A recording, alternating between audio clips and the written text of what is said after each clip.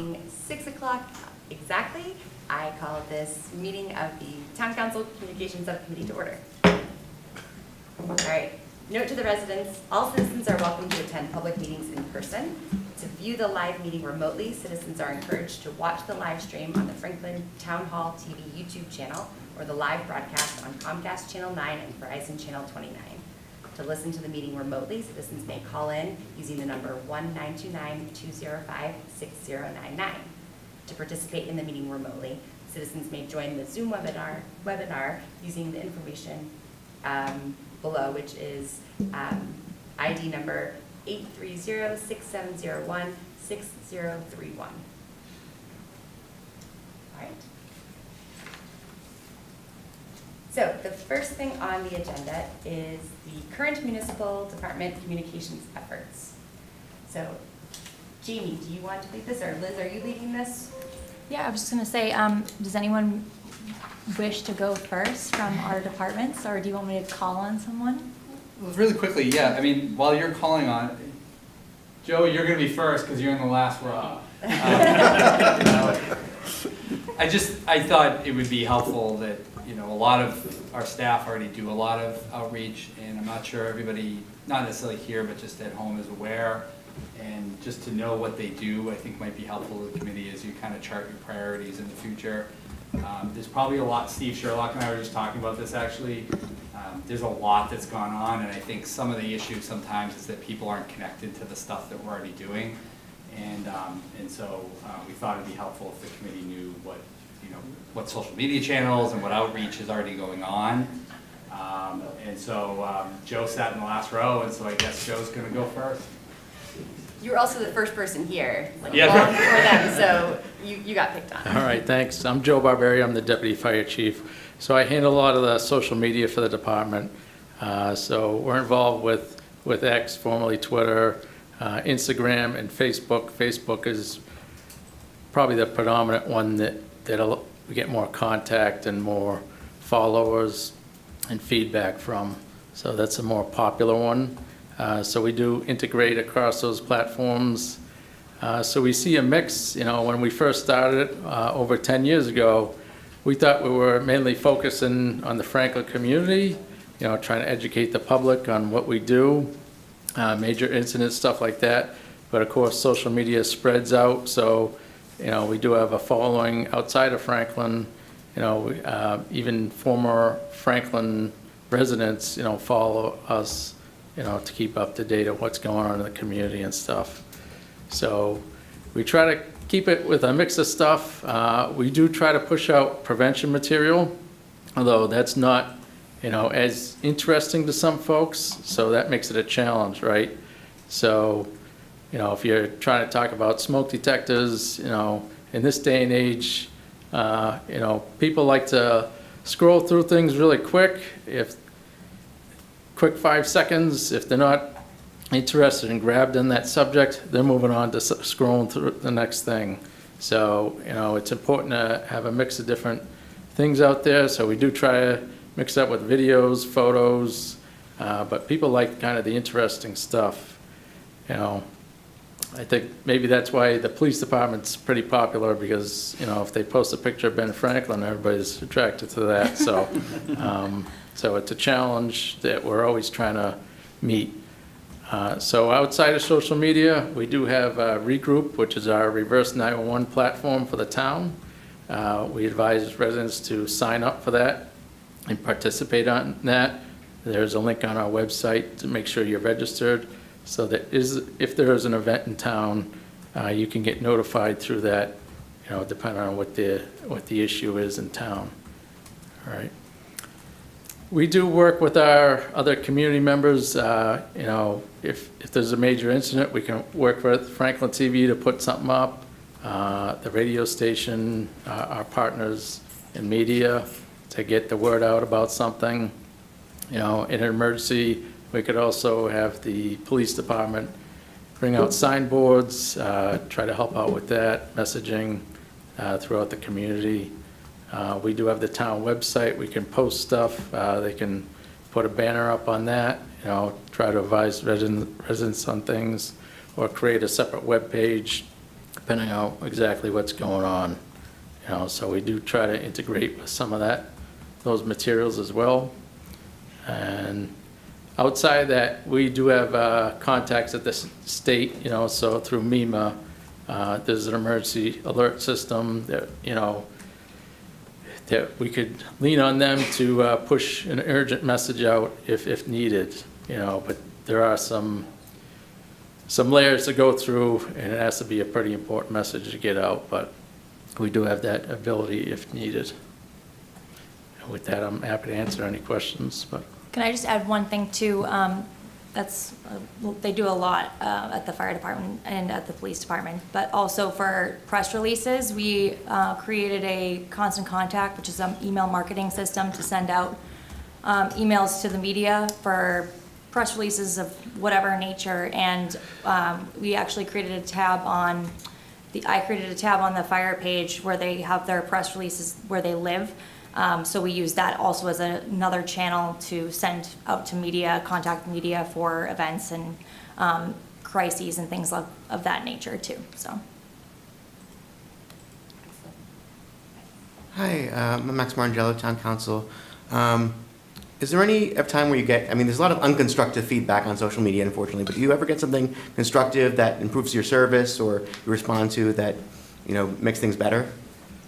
I've had people contact me offline, not necessarily through, normally we don't monitor the comments because you can really go down a rabbit hole with that. But I've had people contact me offline, suggest something, hey, can you post something about burning permits, how to access those? And we created, you know, some pictures and walk people through that process to help educate people on how to do that. So, but, you know, it's, you know, because of the dynamics of the social media, you know, it's really hard to engage with any sort of back and forth or anything like that and go down that route. But if people reach out, you know, on the side, we're happy to listen to them and get some feedback and help improve. How do people typically get a hold of you on the side channels? So on our website, we have all of our contacts right on our main page. Right on the right-hand side, you'll see everything, and we have our full department roster. You can email anybody on the department specifically. It's all on the website. And they know you're the social media guy, or does it get to you some other way? We do have a generic email that the town set up for social media, so I believe that is on our Facebook page. I'll have to double check, but you know, so there is a way that you can go right to that if needed. Thank you. That's all I got. Jean, you have a question? No questions. Just one. Out of all the things that you stated, what do you think is the most effective as far as getting the word out? What do you feel is reaching most people? It seems as though Facebook is really the driving force. That seems to be what people go to. X, we get very little interaction with that. We find that news outlets, news media follows X more. You know, if they have like a tweet deck, they have people assigned to monitor what's going on in that feed. Then they'll reach out to us and try to ask permission to use our photos and stuff like that. So that's a good source to keep that and kind of help educate the public through the media on that channel. But Facebook seems to be our biggest and quickest impact. I've seen incidents happen where, like, real time, there's updates going on Facebook, people telling you what's happening. I remember there was a cat stuck in a tree one time, and that got a lot of traction. Yeah, animals get a lot of attraction from all the residents, community members. They love the animals. It's a surefire way to get someone to follow the page. I mean, it kind of sounds like you guys need a fire dog. I was just going to say that. We need to get you a Dalmatian. Yeah. Right. You haven't met Sparky? Wait a Really? second. Sparky? We got a costume, Sparky the Fire Dog is through the National Fire Protection Association. We do it, so, but somebody's got to dress up on a hot day, it's not a lot of fun to be in, but, you know, on our open house days, we do dress up, and the kids love that, but. Well, that's awesome. but I'll bet that you don't want to pose in that costume to take pictures for social media to compete with the, with Ben Franklin. Yeah, it's hard to and- compete with him. Do you have any other questions? No. Okay, my only question I was actually going to ask about, which was most useful anyway, but are you finding that people, I mean, the last 10 years since you've been doing social media, are you finding that people seem to be more informed now? Like, is word getting out? Are people paying attention to this? You know, is it, are you finding that people are, you know, learning from the things that you're doing, or is it hard to tell? It is hard to tell, because as much as we try to educate the public, you know, whatever the rumor mill is out in the street could go against whatever we put out there, you know, just the dynamics of the world we live in. So it is a constant challenge, but we do, you know, I do feel as though there's at least some sort of positive impact.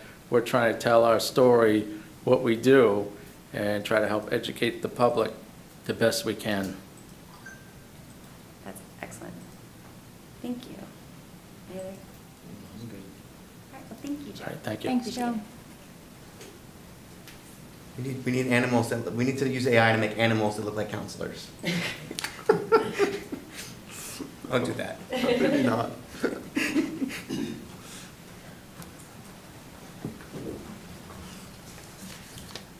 Hi, I'm Allison Smith. I'm the Deputy Director at the library. I just want to check, were you guys hoping for just social media specific or like sort of all communications? Communications. Okay, so I mostly took notes for social media, so I'll do those first. We at the library have a Facebook account that has about 7,000 followers, an Instagram account that has about 2,000 followers, and a Twitter account that we really only copy posts over to from the other two, so that's something we're maybe thinking about phasing out potentially. So the way we use them is each program that we hold has an event on Facebook, and then starting about 6 weeks ago, we tried to regularize our posting. So we have one post each week that has an upcoming highlights of programs for the week, and then 2 to 3 other posts per week that are more about highlighting either something that we want to boost registration or attendance for, or like a recent success or a resource that people might not know about. So those go on Facebook, Instagram, and Twitter, but our primary hub, I guess, is mostly Facebook, similar to the fire department. We tag the town in almost everything and other departments as relevant to try to get some crossover notice. And then I was looking at our 28-day Facebook snapshot. So we had 30,000 views in the last 28 days, and that's up a bit from the previous month, which I think is hopefully due to the fact that we've kind of gotten on a bit of a schedule.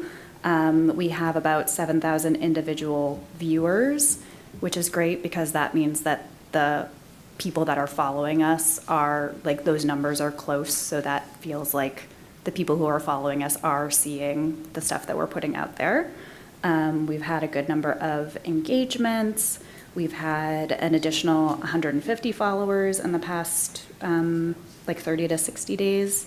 And our follower breakdown, according to Facebook, is about 65% from Franklin, and then the rest are a mix of Bellingham, Rentham, Medway, and Milford. So we do, which makes sense with our program attendance too, is that we do tend to get a lot of residents, but a lot of people who hear about the good stuff that's happening at the library and come from other towns too.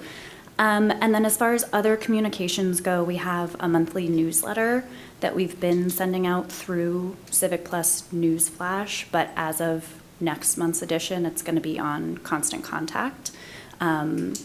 It's got some more functionality, better design options, and it's easier for people to sign up for, so we're hoping that that will help us regain some of the newsletter subscribers that we had previously before we transition to the new version of Civic Plus that we have now.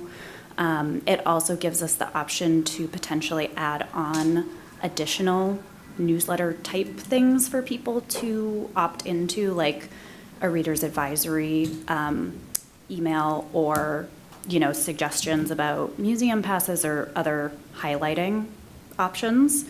And then we have a monthly press release as well that we send to the local news, to Alan Earls and to Steve, who helps us get the word out about upcoming programs. And I think that about covers it. All right, excellent. Yeah, a couple questions. I know you have a lot of amazing public events. At those events, is there like a registration requirement, or do you have some way of collecting email addresses from people who go to those events? So it depends on the type of event. We require registration for things like basically anything that we have to buy supplies for, or that we have a presenter for who has a cap on how many people they can service during the program.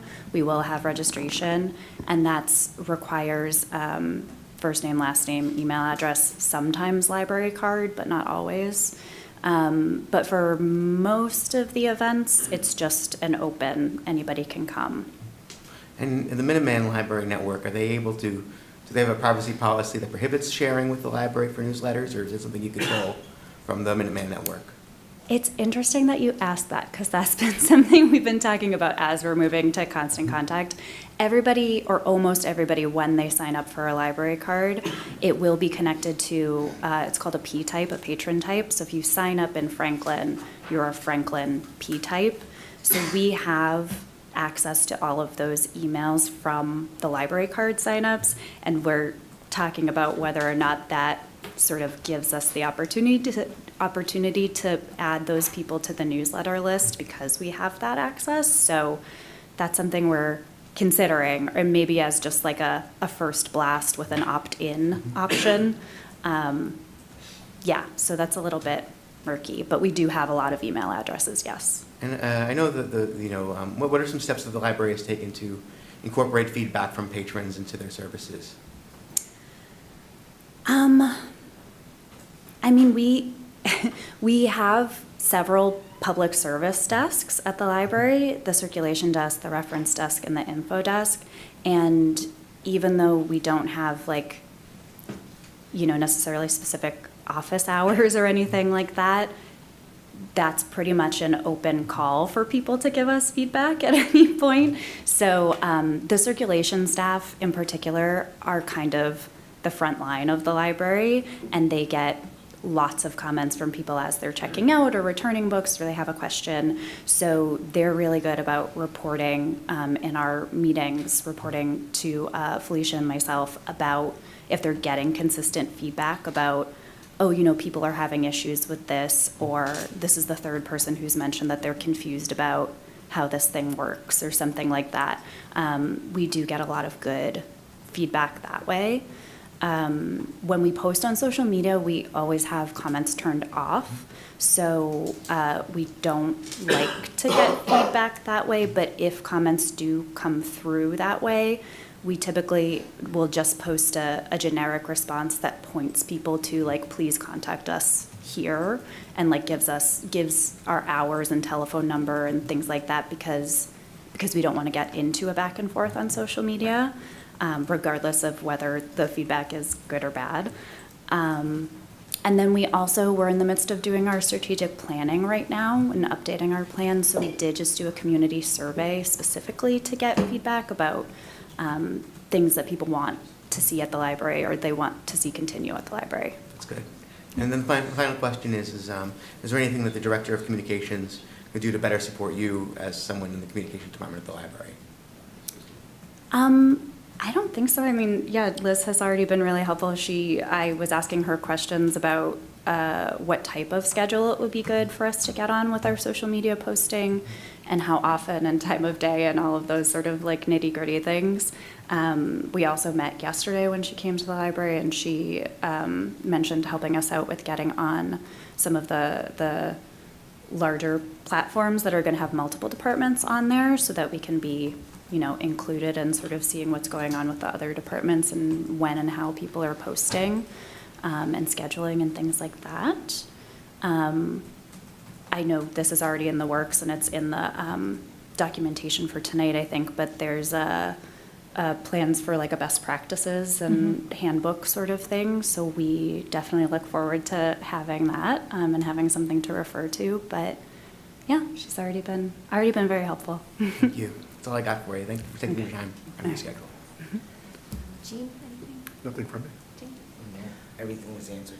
All right, and then I only had, I was wondering, as you are putting out more newsletters, more social media posts, and you're getting, 30,000 views in a month and 7,000 viewers, are you finding that your participation in the programming is increasing, or maybe the numbers of people coming in the doors? Are you finding that there's might be a correlation, and as numbers on communication go up, that numbers in the door come up? I think there are a couple of things that we did simultaneously, which it's tough to say which ones might be impacting this more, but particularly we try to get a rough head count for things like the story times and like the big youth and family programs, and that's a challenge in a good way because there are often so many people there. So we estimate that way, and those always have, or almost always have, really strong participation, which is great. One thing we can see is with the programs that require registration, particularly with teens and adults, we had been having issues occasionally with people signing up but not showing up. So we did incorporate a gentle policy about you have to give us notice, and if it's a consistent issue, you won't be able to sign up for that type of program for a little bit. So that has been, the response to that has been pretty good. So we've had better registration and follow through, I would say. And also we've had strong registration and waitlist signups. So when people do cancel, we have somebody ready to fill in that slot and give them enough notice that they hopefully can make it, and a seat isn't going to waste. So I think that's probably a combination thing of that, kind of letting people know that we do actually need you to come if you've signed up for something, and having just more information generally out there about the programs that you can sign up for or get on the wait list for. Yeah, that sounds great. I've noticed, personally, when oftentimes when the library events show up in my, Facebook feed, and it's there's an event you might be interested in. Yeah. It's often something that was posted weeks before, and then it just shows up maybe because it's coming up soon. Yeah. And then when I click on it, it's something that is the wait list or the registration is already completely full. That's oftentimes it's oh man, my kids would have loved that or something like that. Anyway, but it just seems like every time I see one of those events that there's a lot of interest, right? Because most of the time I'm finding it and the registration is full and it's still a week or two away. So I just thought that was a really good sign. Not great for me because apparently I'm slow to register, but a really good sign for the library and Yes. people who are coming. So that's excellent. Yeah, it is. We're lucky and very happy that we have as good participation in Franklin and as much interest as we do in the library stuff. Are you finding that most of your events that require registration are filling up? Yeah, pretty consistently. We do change things up a little bit over the summer because we have regular programs that meet either weekly or monthly, and it's just, it's tough over the summer. People are doing camps and traveling and all of these things. So we usually take the summer as sort of a bit of a step back where we'll do more one-off programming. And then also it gives us time to reset for the fall when we're gonna get back into those regular programs, but also potentially adjust things where we feel interest or audience participation in this thing seemed like it was sort of flagging. So maybe we'll rejigger that so it's gonna be this type of program or include more a larger audience or age group or something like that. Yeah. That sounds great. Thank you. No worries. Thanks, Allison. Thanks. Thanks, Allison.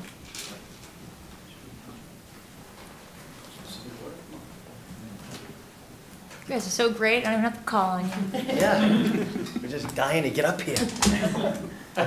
Good evening, everyone. I'm Ryan Jetty, Recreation Director. I brought Sean Fitzpatrick, our program coordinator, with us. So Sean's really our social media guy. He does all of it, but I'll kind of give you an overview of how we communicate with the public. Typically, like Joe said, we typically use Facebook, Twitter, and Instagram. Right now, we've got 3,700 followers on Facebook, 2,164 on X Twitter, and then 2,300 on Instagram. I think you said we had 9,000 views in the last 28 days. Yeah. So we get a lot of parents that use social media to communicate. Sean does a great job of highlighting some of the really cute programs, especially that 4 to 6 age group, like the T-balls and the programs that we have that have really little kids. Those tend to get all the likes, and people are really excited about them.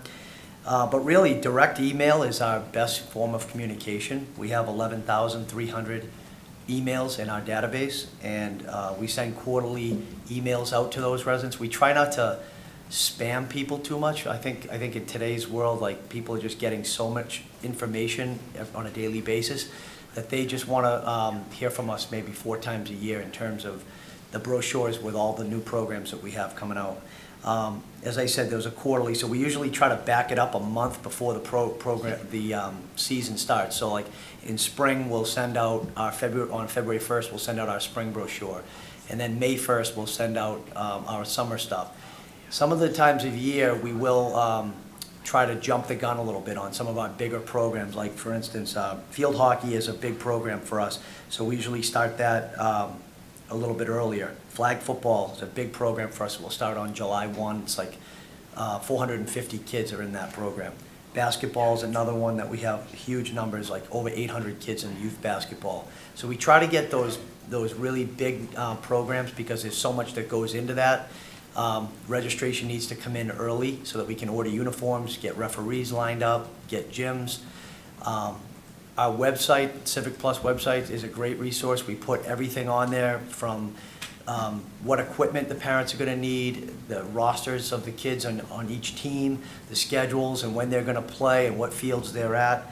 So yeah, a lot of we're constantly updating our website. We put all of our programs, Concerts on the Common information, information about Chilson Beach, the community garden.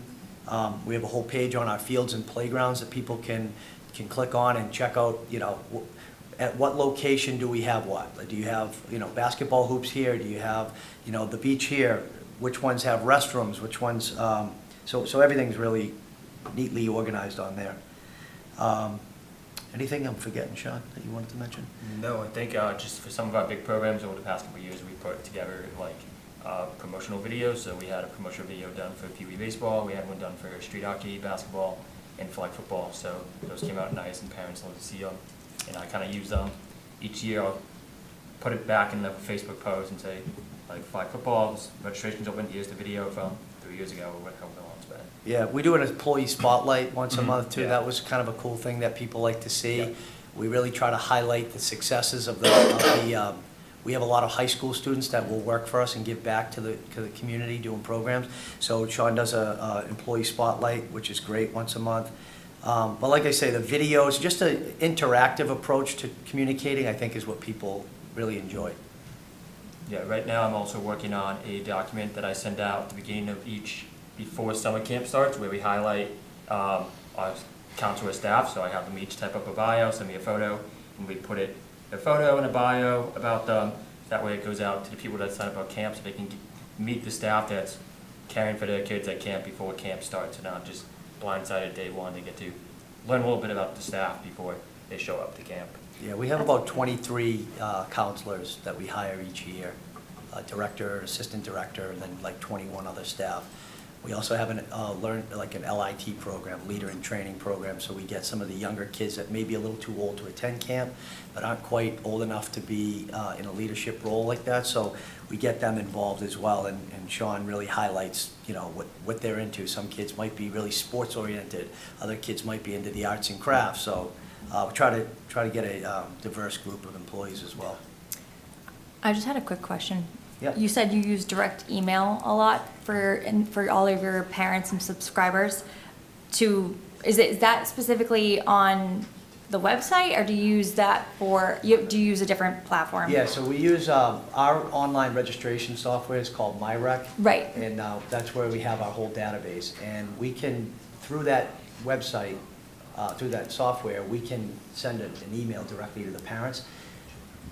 I know Sean uses it a lot for the brochure. I don't love it because it's not, User-friendly. like, I feel like Gmail, I can go back and see, Yep. that it definitely made its way to every household. And I've heard from some of the residents that when you go through MyRec, they say, oh, we didn't get that. Because I think what happens is when you get large bulk mail, it gets sorted to spam, and so some people aren't getting the information. Firewalls and, yeah. Yeah, so Gmail, I think, has a limit of like 500 or something Yeah, emails so- that you can send at a time. So we might have to send like Multiple. 6 different emails at the same time. Yeah, so for like our basketball league, I usually do, we have like K-2 and then like 3rd grade through 8th grade. So at the beginning of each season, I'll do a K-2 email and then a 3rd through 8th because there's just too many people to send it all at once. You have to break it up into multiple emails, but it ends up working out. Because on news, I see that you guys post on the website, you'll post updates on Newsflash, and that goes to the subscribers that you have from the website too. So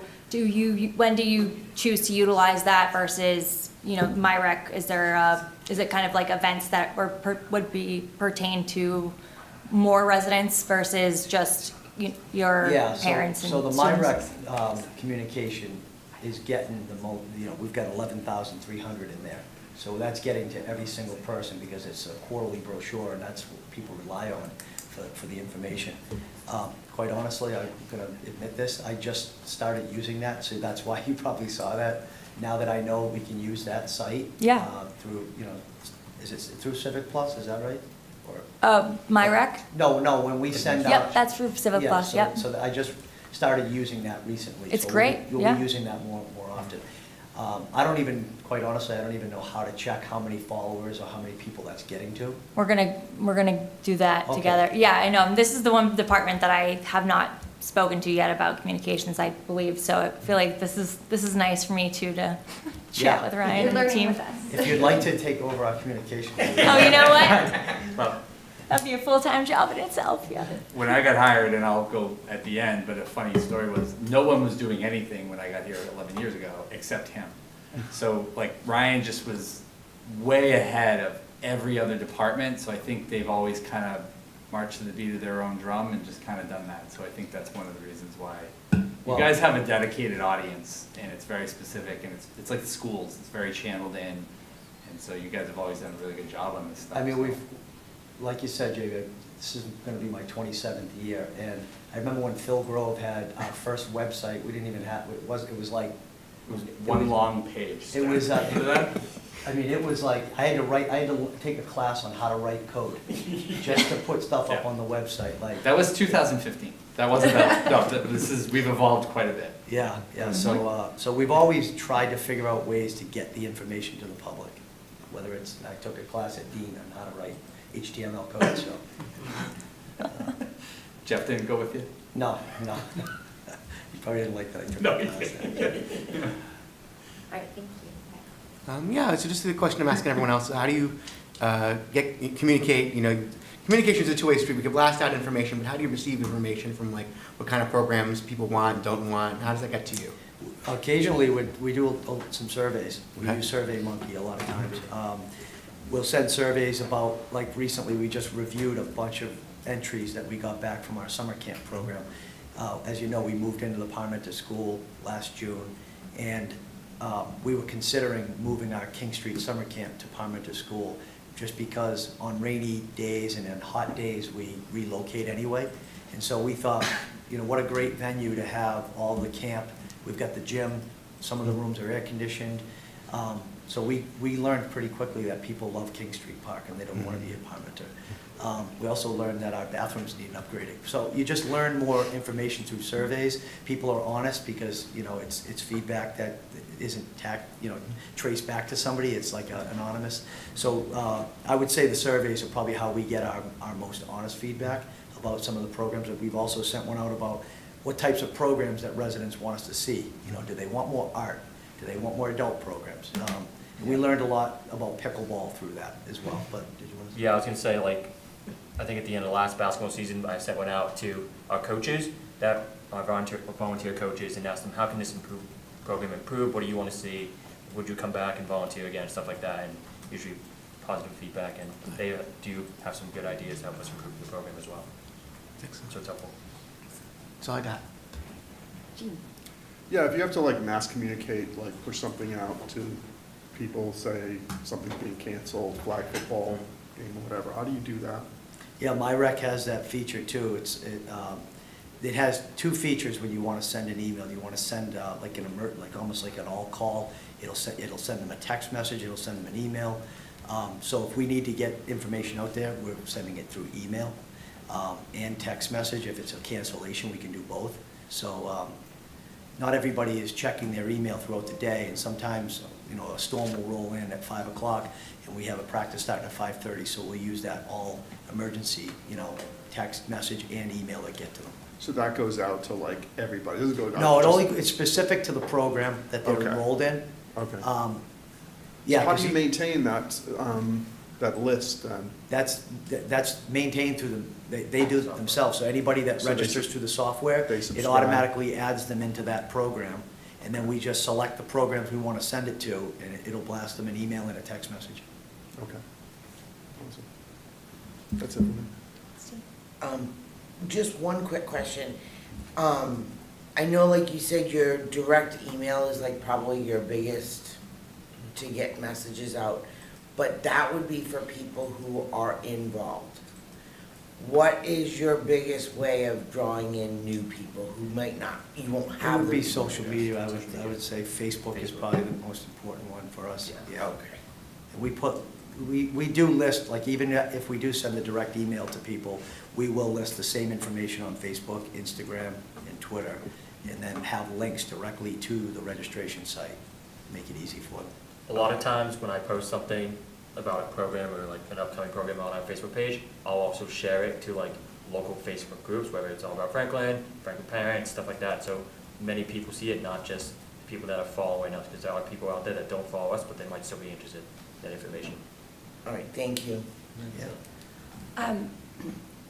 Are you finding that your programs are getting, like, the registrations that you're looking for? Are you thinking, like, there needs to be more work done to get the word out, or are you pretty happy with the level of? I'm pretty happy with it. I mean, there's just some people you can't reach. They don't want the information in their inbox, and they want to go look for it themselves. So I feel like believe it or not, we have a big following from non-residents, and we make a lot of revenue off our non-residents. We have about 78% in our database are Franklin residents, and 22% are non-residents. And we charge a higher fee to the non-residents. And any programs that will sell out, that are very popular, we'll wait to see, make sure we get all of our residents in first, so we're not turning anybody away from Franklin. But those programs that do have plenty of space, like summer camp, for instance, or flag football, we do take non-residents as well. But I do feel like we're reaching a good number of people. Good. So I know you said that, like, some of the best interactions you get is, or engagement you get is when you post the pictures of, like, the Little League or Yep. the T-ball and everything. I'm assuming that when people sign up, they have like a photo waiver. That's Yeah, there's an opt-out feature that if the parents don't want their child's picture or anything, and we don't post names of Okay, kids, right. like young kids. So there is a way for parents to just check off the opt-out, I don't want my kid's picture in any publication, and we respect that. Good. You're able to, when you do put the brochures and everything together, you're able to verify that none of the pictures are of people? Yeah, I mean, when Sean goes down to Pee Wee baseball or something like that, usually it's a conversation we have with the parent too. Like, we had one kid mic'd up, we put a microphone on him, and we had, following him around with a camera and just getting like his jokes to his friends on the bases and stuff like that. It was, so that was more of like a, hey, do you mind if we showcase your son in this sport, because it's going to be great. 6 years old in a T-ball field, running around with a microphone on. So those conversations we definitely have with the parents, and we have all the rosters and who the kids are and how to communicate with them before we post that.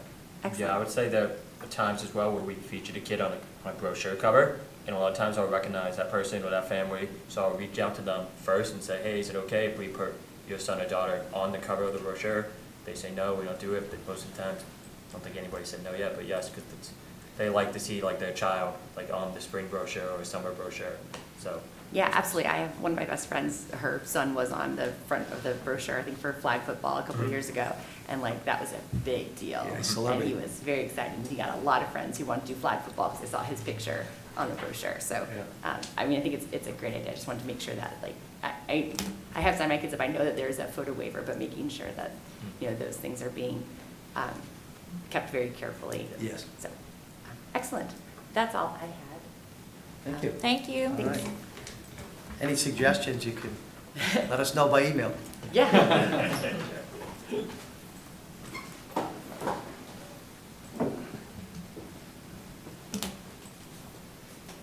Hello. How's it going, everyone? How are you, Corey? I'm good. Thanks for having me again. Here we are again. It was like, It's what, been a week so ago? long for you, I know, right? So hello, I'm the Director of Arts and Culture and the Creative Economy for the town of Franklin. And last week I was actually sitting up here chatting about how I utilize marketing to, as an economic driving tool for the town of Franklin.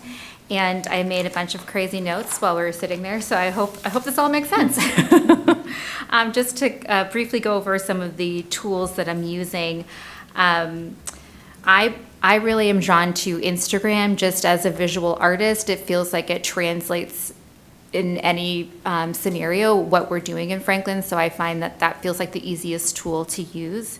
I also have synced up our Instagram to post directly onto Facebook as well, so anything, and vice versa. So anything that's posted on Facebook gets posted on the Franklin Culture Instagram. I also I don't really use Twitter. I can't say that being witty is a strength of mine when it comes to the internet, so I haven't really participated in a Franklin Culture Avenue.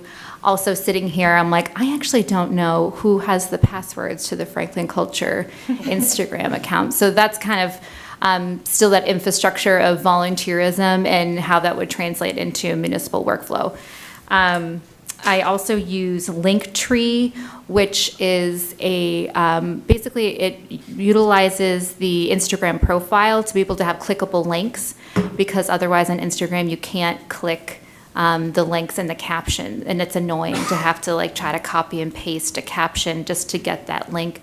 So everything is posted in Linktree. So it basically is a tree of different links that makes it enable for people to click on. I also like to use Latergram, which is a system where you can schedule out posts just in case I forget something, like thinking of the Ladybug Stroll fell on a Saturday morning, and I wanted to make sure by 8 a.m. I had a reminder posted like, hey, Ladybug Stroll is happening, but also I am a mom of a 4-year-old on a Saturday morning. It's a fun surprise if I get out the door on time. So having that already scheduled out takes that pressure off and makes sure that the message is consistent for our community members. So that's just a little snippet of like the digital aspect of work that we're doing. Mostly like the social media work that we're doing. We also, prior to when I started, the Franklin Cultural District has a fantastic newsletter that they would produce every week. And in March of last year, Pandora stepped down from writing it, and I took over in writing the weekly newsletter. So I added in elements about what the municipal projects were happening, more about public art, but linking it back to the cultural district, because that's where the foundation of that, of the narratives are. Besides the weekly e-blast, I've also introduced a cultural district guide. So this is something I am just like obsessed with because it feels like a magazine for us, and I love. And what I really enjoy about this is that it's outside of the digital sphere. It gives a tangible takeaway that actually has relatable information that we can update seasonally.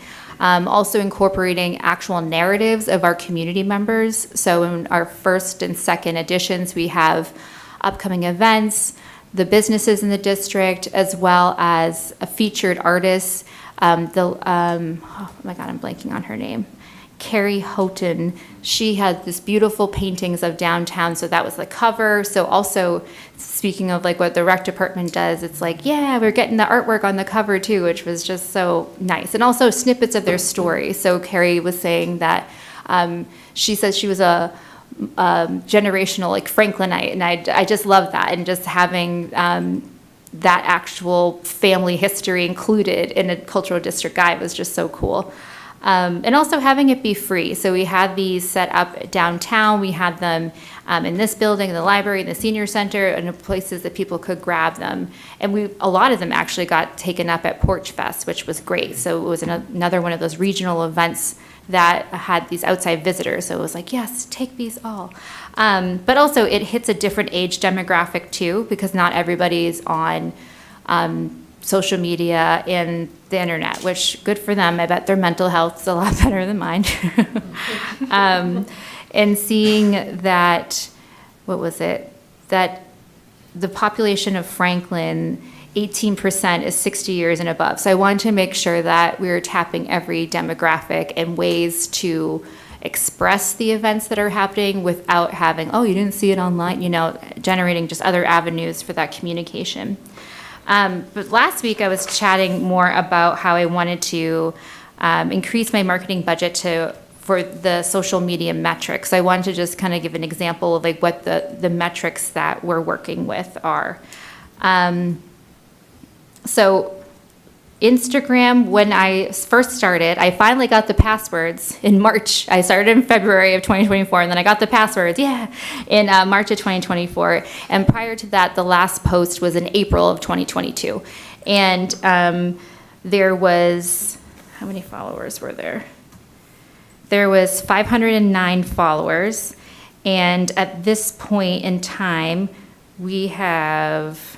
So this is the part of my crazy brain. Okay, now we have 1,329 followers.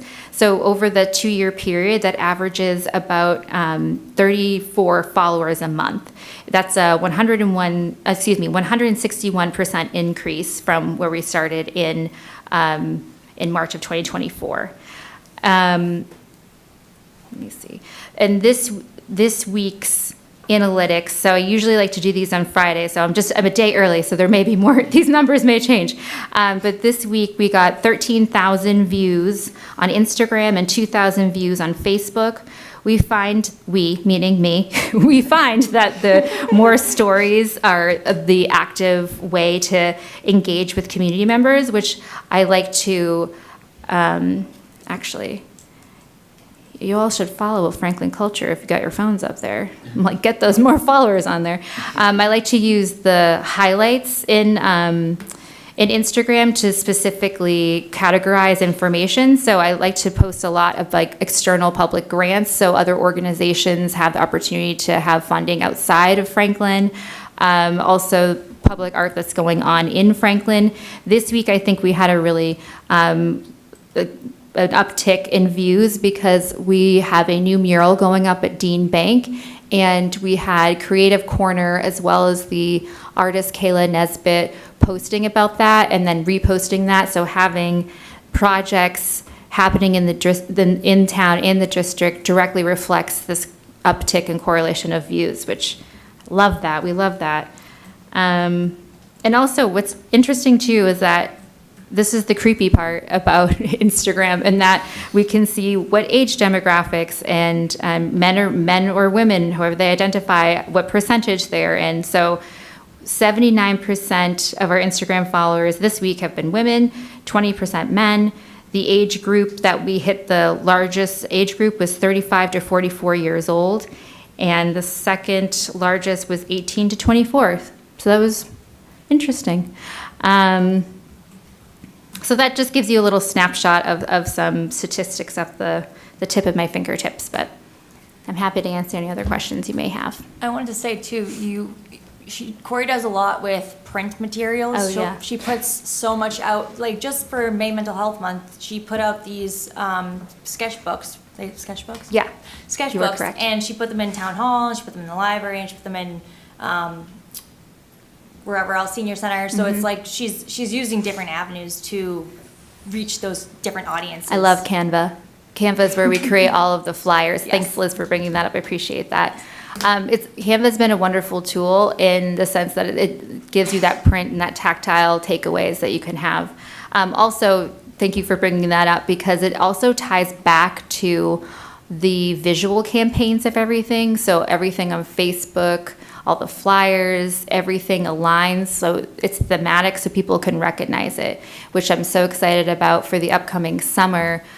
There's been little snippets I've been putting out there of the summer vibe, so you'll see that soon. But having all those visually tied together, which means I'm creating everything in Canva and then connecting it and putting it on all the banners and on the Instagram and on the newsletter and making sure it's all very cohesive. And the website. Yes, She the website utilizes too. website. Oh, and Franklin Culture has its own website, so I'm also managing that as well on top of the town website. Well, not the whole town website, but my section of the town website.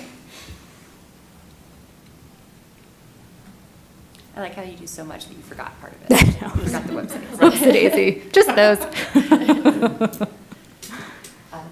Yes.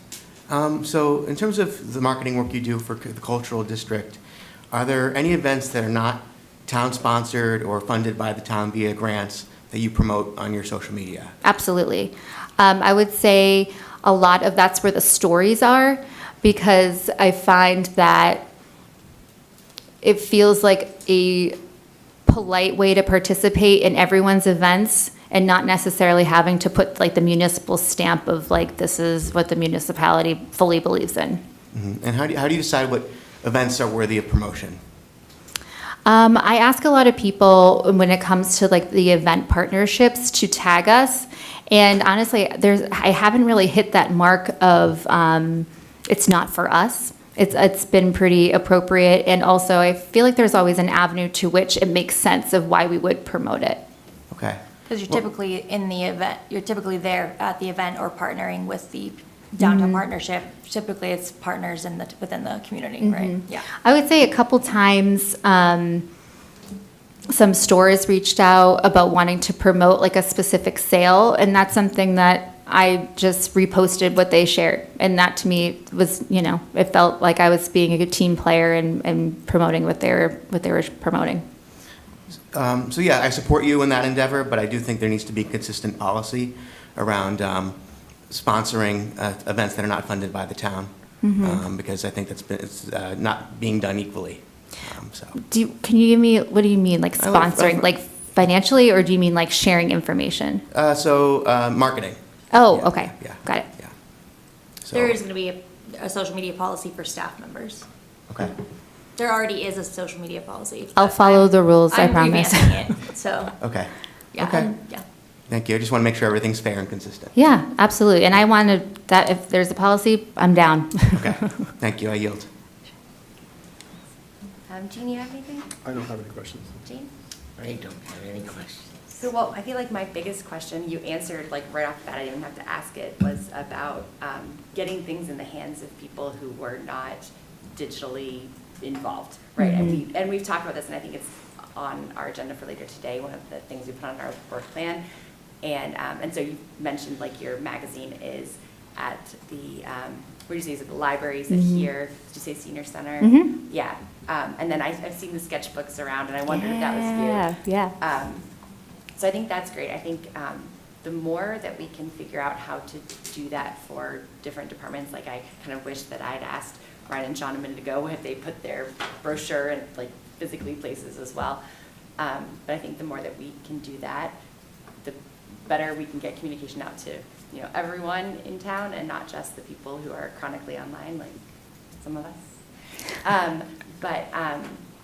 Anyway, so thank you. It sounds like you're like way ahead of even what we've been talking about. So thank you for all that. And I don't actually have any other questions that you can answer.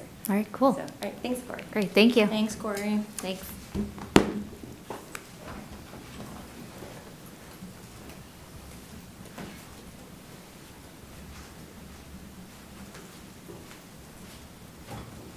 I lied, I haven't met with the senior center yet. I'm making my way. Hi, everybody. I'm Jillian. I'm the activities coordinator over at the Senior Center. I have a lot of notes, but I am definitely willing to answer any questions as well. Due to the nature of who we serve, the Senior Center primarily communicates with our population through our monthly newsletter, the phones, and of course, face-to-face. We are present on social media, and many people tell us that their children or their grandchildren help them learn what's going on at the center. Our newsletter is 16 pages. This was updated from a 12-page format that we had previously had. In updating it to 16 pages allowed us to include information on our regular services like our social services coordinator or our transportation. We also include a volunteer spotlight in the monthly newsletter. The Senior Center needs each and every one of our volunteers, and the spotlight is one of the ways that we highlight all of those outstanding volunteers, as well as having, a great volunteer appreciation party, if I do say so myself. I'd also just wanted to reiterate what Corey said about Canva. It's just a fantastic resource. That is how we create all of our flyers, and it is how we create our monthly newsletter as well. We do it all through Canva, and it's just fantastic. That newsletter gets mailed out to, we actually just mailed it today, to 940 people, as well as getting picked up by at least 250 more people each month. With 300 people through our doors every single day, plenty of those people will also come and grab a newsletter too. Stacks of the newsletter are taken to various assisted living communities here in the town of Franklin too. We again use our volunteers to help us with that endeavor. We email our newsletter through our My Senior Center system to 100 people. We actually just opened up our email list in February of this year. So just in that short amount of time, we already have 100 people on our mailing list. So we're very excited about that. I mentioned My Senior Center. That's the system that we use at the Senior Center. It's a fantastic resource. All of our programs are in My Senior Center, and our members do have the option to create an account on what's called My Active Center. My Active Center is like an offshoot of My Senior Center. Essentially, it allows you to create an account, and then you can go and sign up for programs right from the comfort of your own home if you're tech savvy enough and comfortable with that.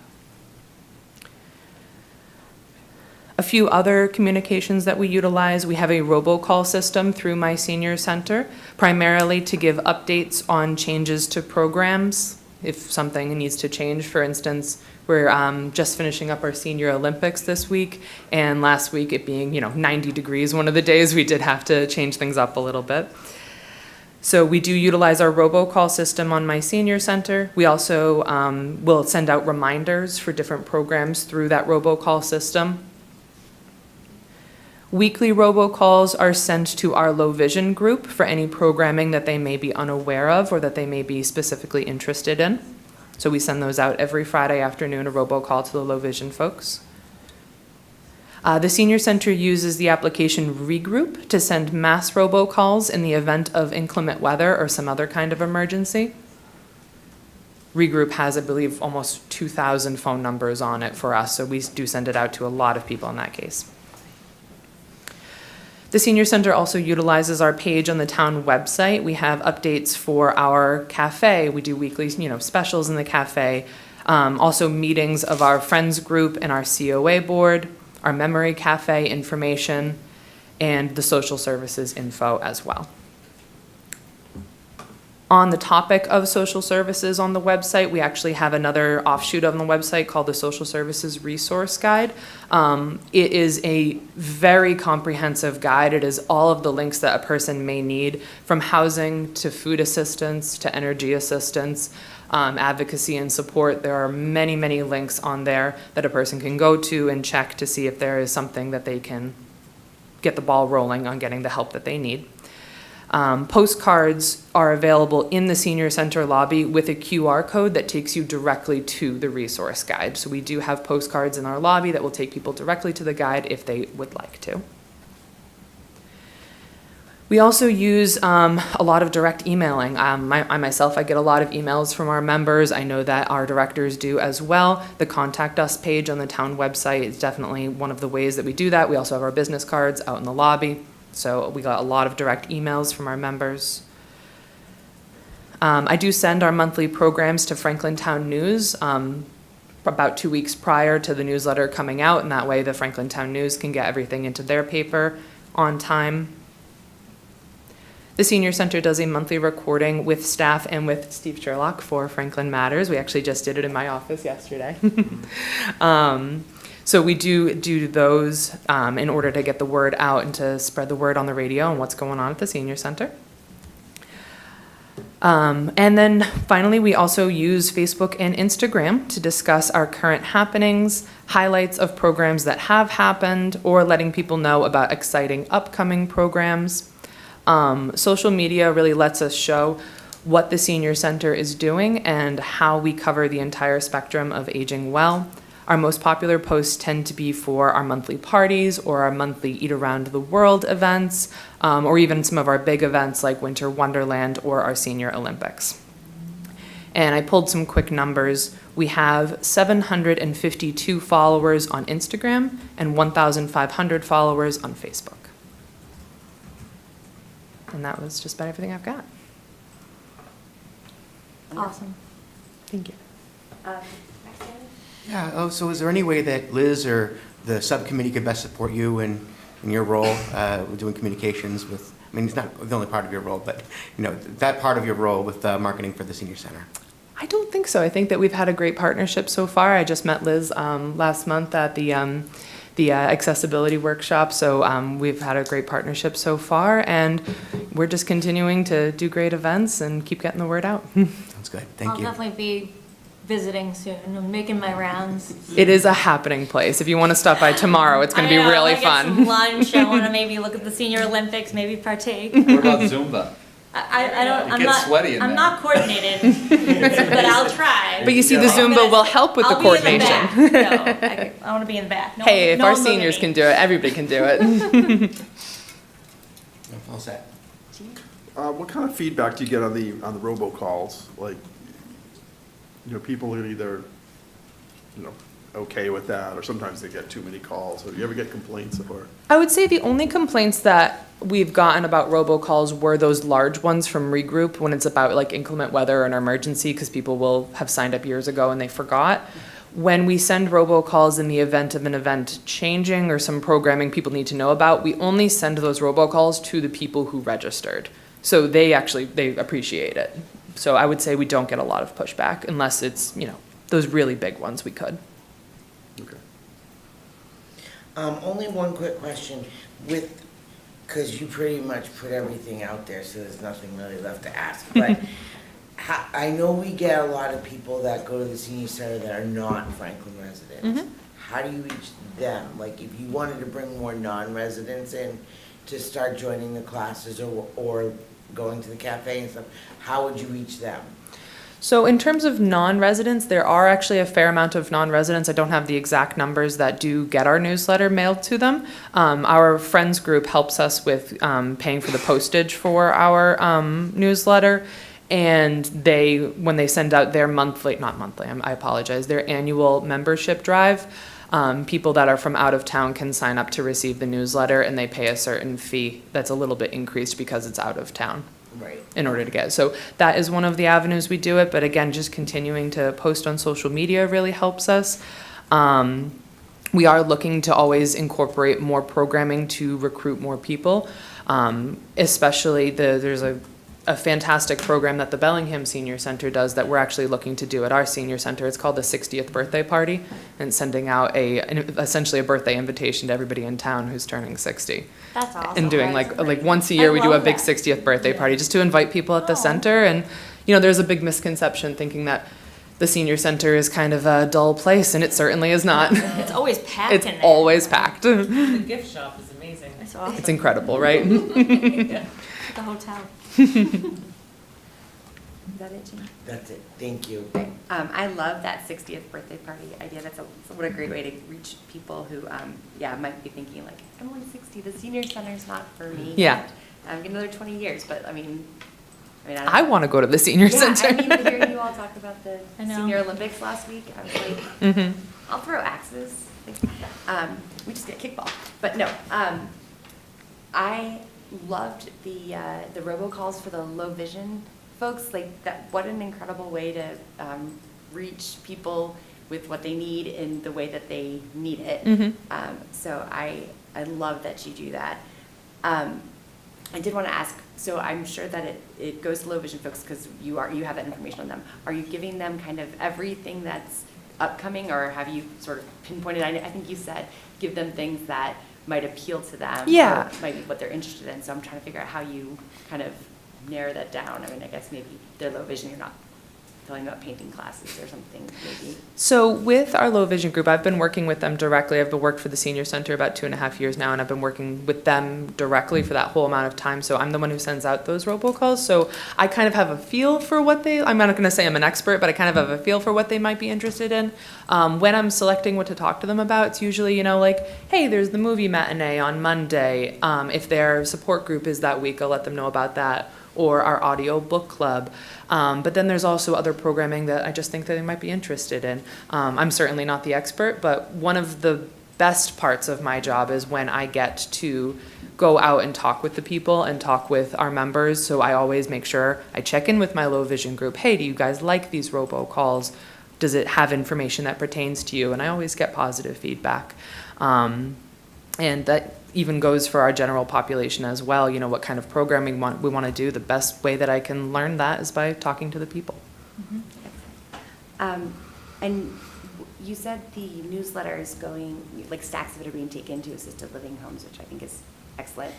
Is it going anywhere else in town? Like, do you have some here or at the library? I mean, I know I used to work in a library, and I know that you get people of all ages who come, and it's not just parents with little kids coming in for story time or anything like that. But yeah, I think that we don't do it at the library. We've occasionally dropped off stacks at town hall before. I would say we're not as consistent with it as we could be, but we don't drop off at the library. I do work with Mitzi occasionally, though. Like if I have a particular program that I think would really suit well for the library's population too, to see if she can post her flyer and talk to her people too. So while the newsletter is not going there, we do try and let them know when there are things that they might be interested in. Okay, great. I love hearing kind of the cross departmental collaboration that we've heard from several, so I'm glad to hear that. I feel like I had one other question. Oh, the volunteers. You said you did the volunteer spotlight in the newsletter. Are you finding that by doing that you're getting more interest in the volunteer program? Are you getting the volunteers that the senior center is looking for, or do you feel like you could benefit from increased communication on that program, getting that out there?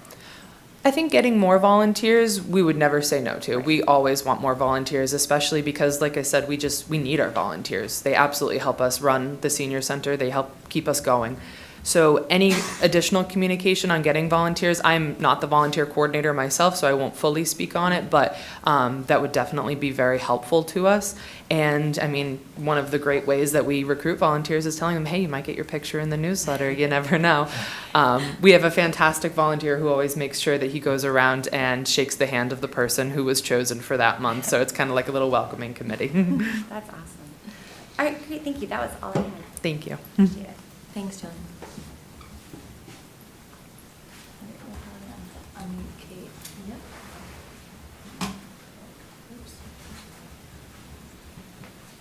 Kate might kick it off, and then Yeah. I can answer any solid waste questions. So Kate Hinckley is on the Zoom. Oh. Hi, Kate. Oh, Not yet. just takes a second. There we go. Hi, Kate. Oops. No. Okay. Did we lose? Hi, everybody. There you go. Hi, thanks for joining us. Hi. Derek, do you want me to go first, or did you want to? Yeah, you can go first. Okay. So the DPW does a significant amount of outreach. We have a wide range of methods, starting from like the basic kind of old-fashioned of mailing out notices to residents. Anytime we have a large project that's going on, like a water line replacement, or a road that's going to be redone, we will send out letters to the residents and all the abutters and hold neighborhood meetings for folks to come and ask questions and kind of get a feel for the project. We also send out welcome packets to new residents. We have a whole workflow within the office when someone has a final read. We know that the house is going up for sale, and so once that process is completed, we will then send out a welcome packet to the new resident. And that welcome packet, I wish that someone from our admin staff could be here tonight. She had other commitments, but Derek, you might be able to speak to as to what's in the welcome packet. But there's a stormwater mailer that we send out yearly. That's always included information on the recycling center, general information of the DPW. I don't know if there's any additional information from the town. Again, I'll let Derek speak to that if he knows more. We also do website updates. So if there's some kind of event that's happening, either touch a truck, or if we have our yearly rain barrel distribution, we'll advertise that on the town website. Anything that's a delay or like a water main break or something, that always goes on the website. We also use Regroup for the reverse 911. We're very specific as to when we use that. Typically, we tend to use that in the winter time during snowstorms, or if there's a really big water break, which doesn't happen that often. We also use Canva a lot. I know that Corey mentioned that in the senior center. Canva is such a phenomenal resource for us. We use it for so many things. Our stormwater mailer that we have to send out every year as part of our MS4 permit, we create that in-house through Canva. So we can save some time and money by doing it ourselves. And that's just a phenomenal resource that I would never want to live without. And then Facebook is our only social media that we use. I think at one point early on when we started doing Facebook, there was discussion about possibly doing Instagram and Twitter, and it just became, it was clear that doing Facebook was enough of a lift anyway. There's a lot going on with the DPW, so being able to post on social media it takes a lot of time. We will post a lot of scheduled things. For example, stormwater, we have to post certain educational outreach materials throughout the course of the year and the season, either about, snow disposal or snow storage, things for commercial businesses, what to do with grass clippings, leaf litter, things like that, things that are seasonally appropriate. We will schedule those out over the course of the year to meet that educational outreach requirement. And then aside from the scheduled items, we'll send things out when there's delays or things of note. Derek, I don't know if I missed anything, and if you have something else to add. Derek Adams, Environmental Affairs Coordinator. So we also get a lot of emails. I know that some of the other folks mentioned that, like just direct to us emails. That's a really good way for us to communicate because we have a log of everything that's said. We can go back and forth. Nobody says, you said this, I said that. Facebook is definitely huge. I do the trash and recycling, or I oversee it anyways. So the approach that I have and the philosophy that we generally have is just keep it as simple as possible, and there can only be one message because it gets way too confusing, anything more than that. Everything is updated either in real time or daily. Unlike, there's just a different, the DPW is like a city within a city because, let's take a fire, for example, in this hypothetical where nobody gets hurt, it's in an abandoned building. If people consume that news, they're gonna be like, gee, I hope everyone's okay, and I hope it gets cleaned up real quick. Typically what we do is tell you your road's closed, your water's not on, or your trash is gonna be delayed being picked up. So it's just a different nature of what the message that we typically have to put out there. So we try to be brief, we try to be explicit, and we try to be timely. And I think we do accomplish a lot of those things. Additionally, like hydrant flushing, we'll go neighborhood by neighborhood. We do that weekly, or even more so if we're jumping around.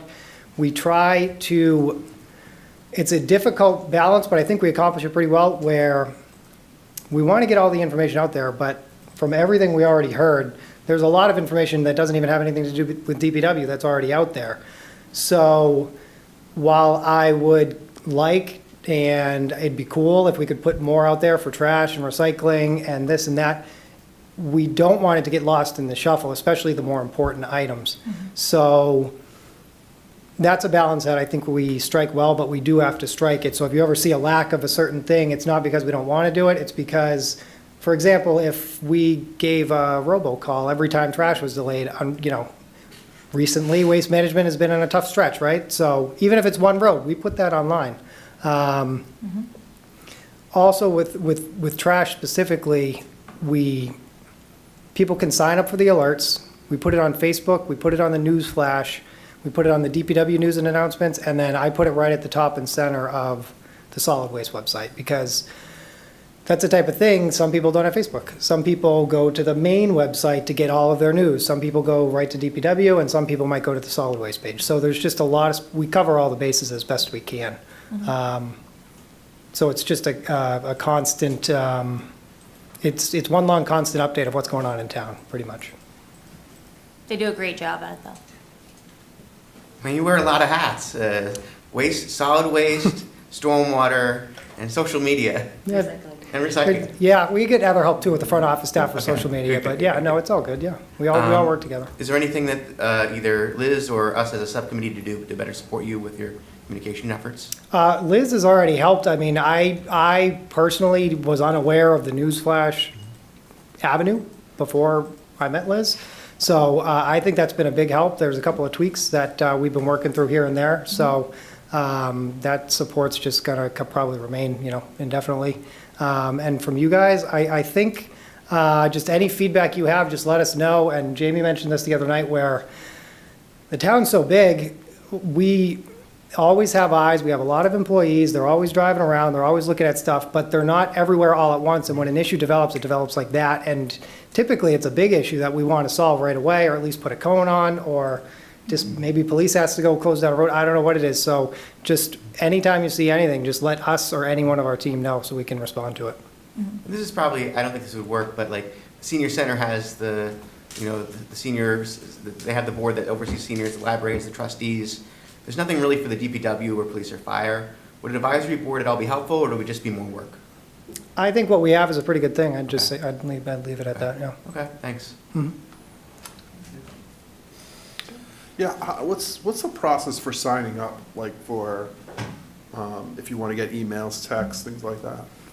From what I understand, you go to the main website and then you're prompted at some There's a point. notify me page on the main website, and you just go there, and then there's a list of different boards, committees, commissions, departments, projects, newsletters. There's a smorgasbord of different things that you can sign up for, and it will prompt you if you want to put in your email and phone number, if you want to get text and calls, or if you just want email.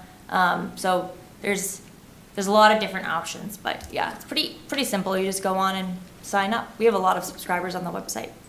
Is that the stated kind of Brutus robocall like we've all, no, this is a different one? Two different systems. Yes. So the notify me is like the agendas for a board. I always tell people when they don't know Calendar. what's going on with the town council, like if you just sign up for the emails, you'll get the agendas, any actions taken, and at least, if you just scan it, it's 26 emails a year.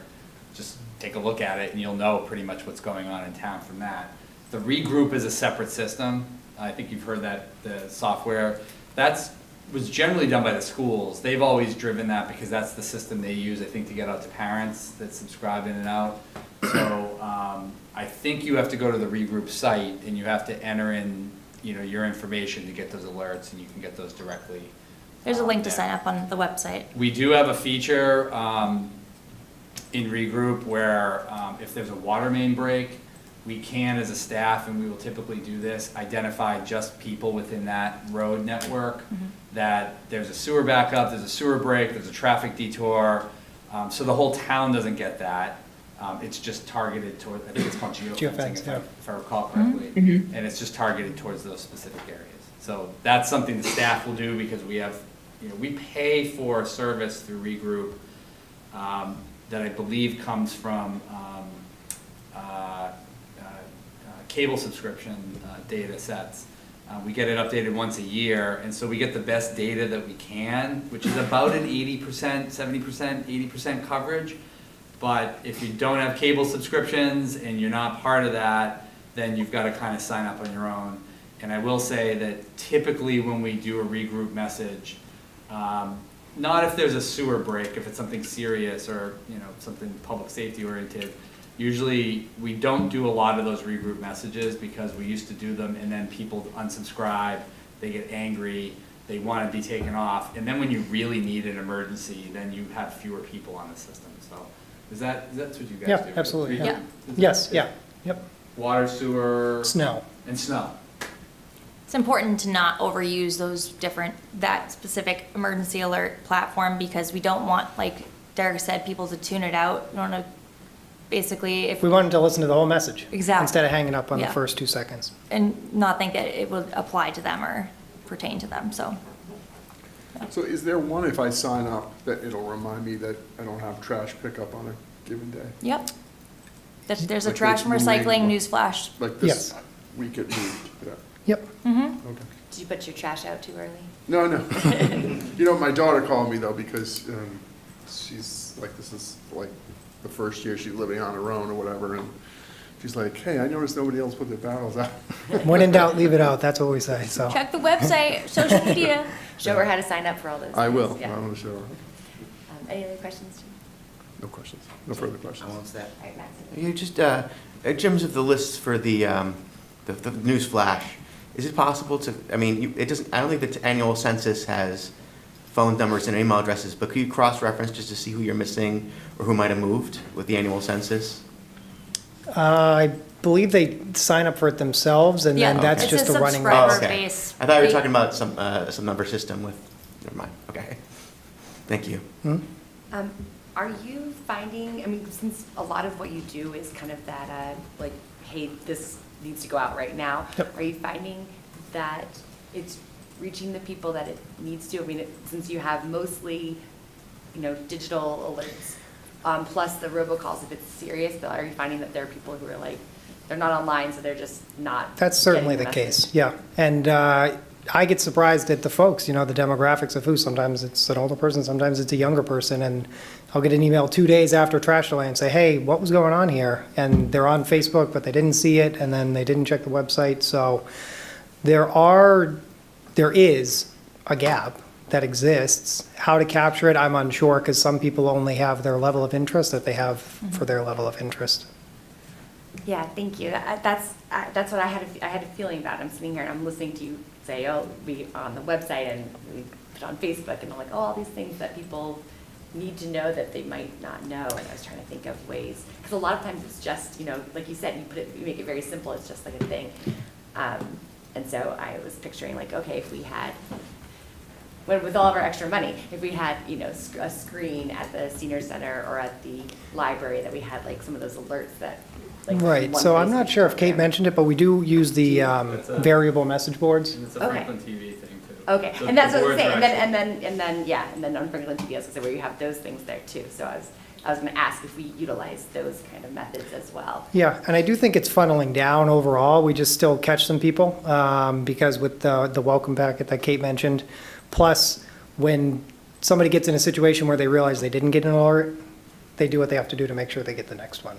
Perfect, all right, yeah, because otherwise, I mean, you can't Right. reach the people you don't know about, and. yeah. Exactly. All right, excellent, thank you.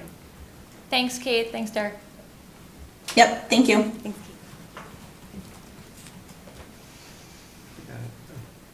Are we calling school committee?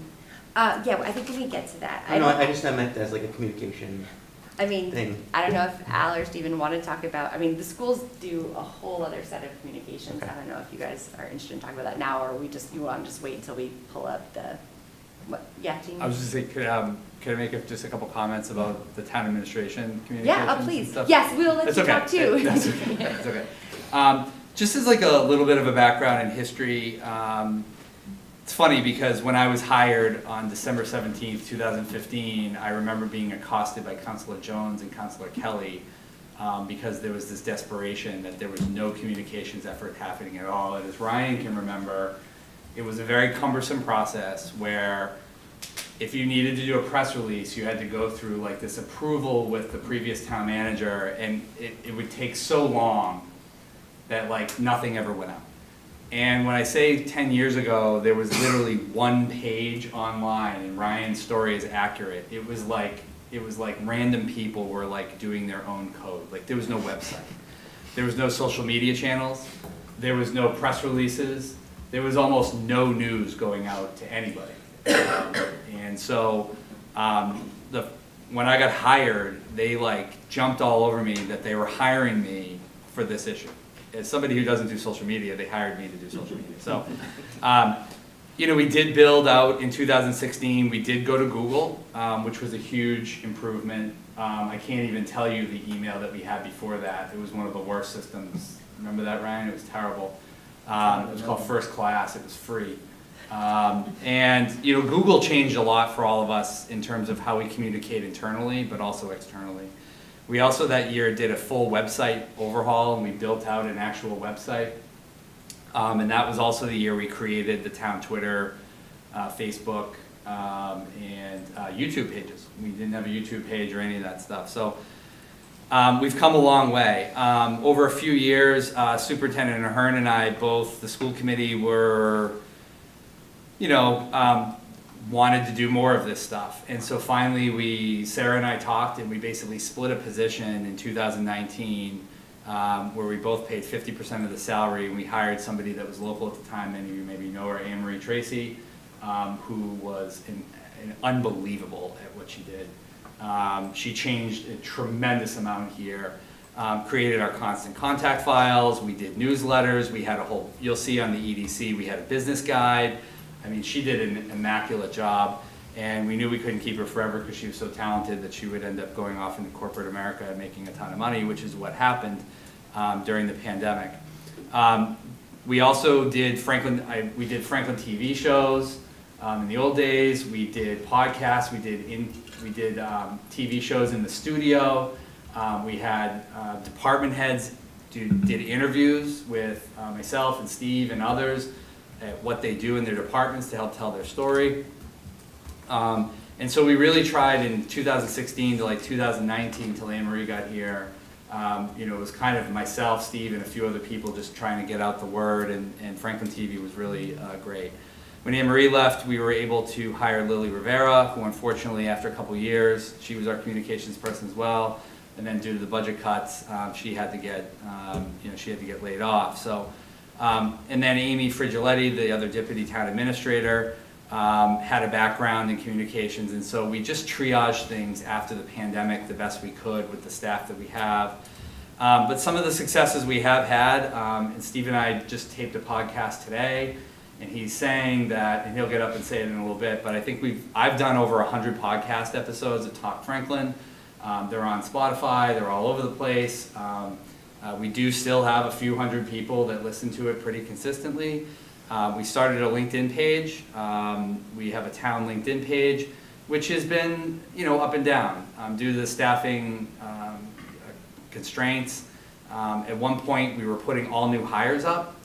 We were doing job recruitment postings on LinkedIn. We were doing a lot of, I know the schools were doing recruitment on LinkedIn to try to get the word out. Ultimately, in municipal circles, LinkedIn is a very, very big deal.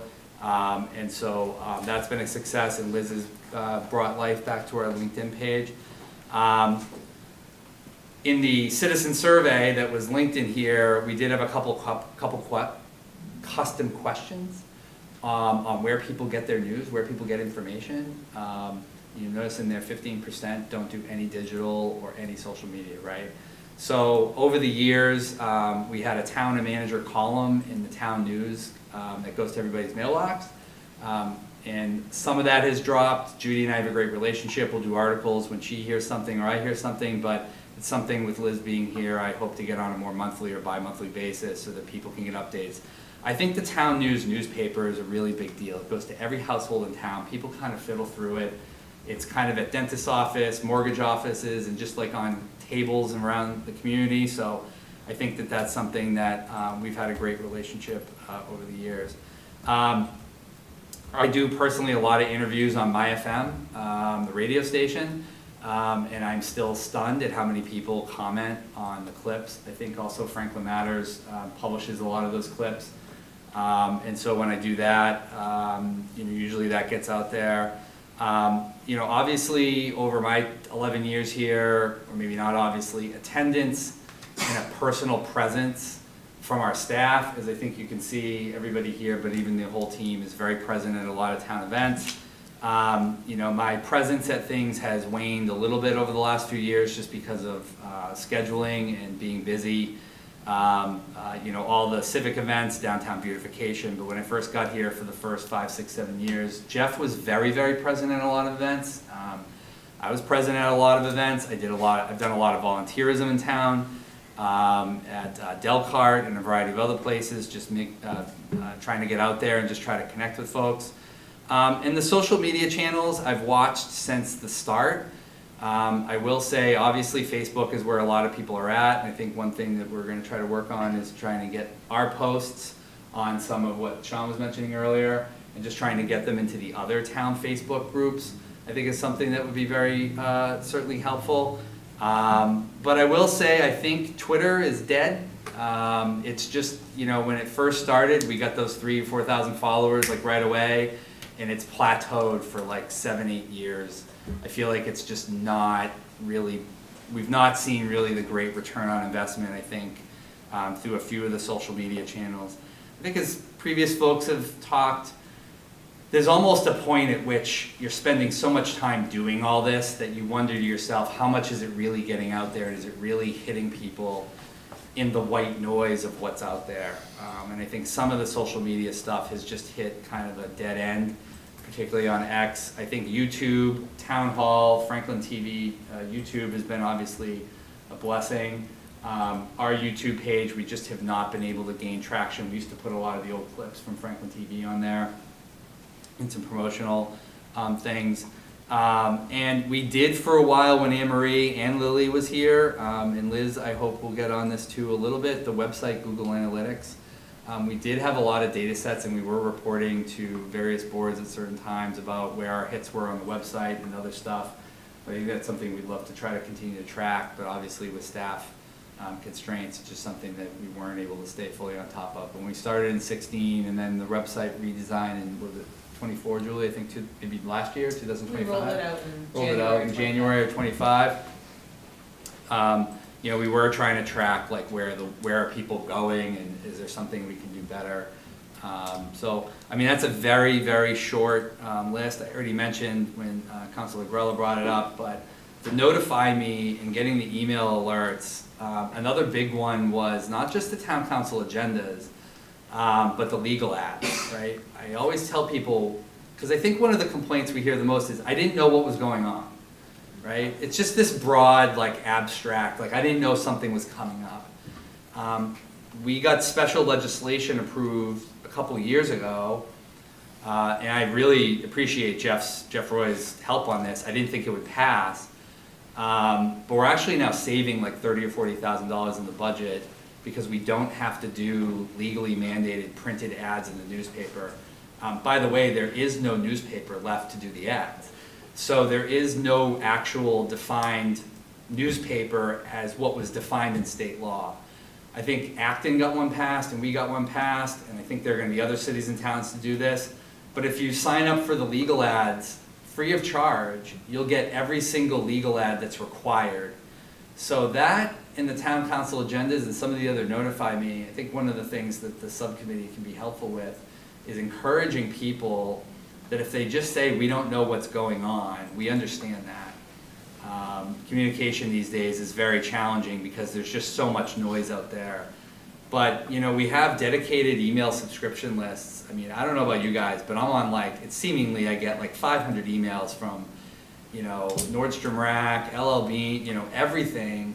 And I never unsubscribe them because there's always that email that says there's like a 35% off like sale, right? And then when it's that, and then right when it matters, you're like, all right, I'm gonna go jump on and buy new pants, right?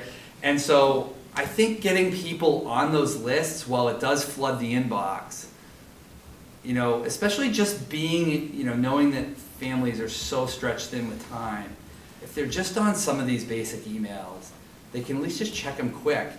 And there's going to be something on some agenda sometime where they're going to go, oh, okay, this matters to me.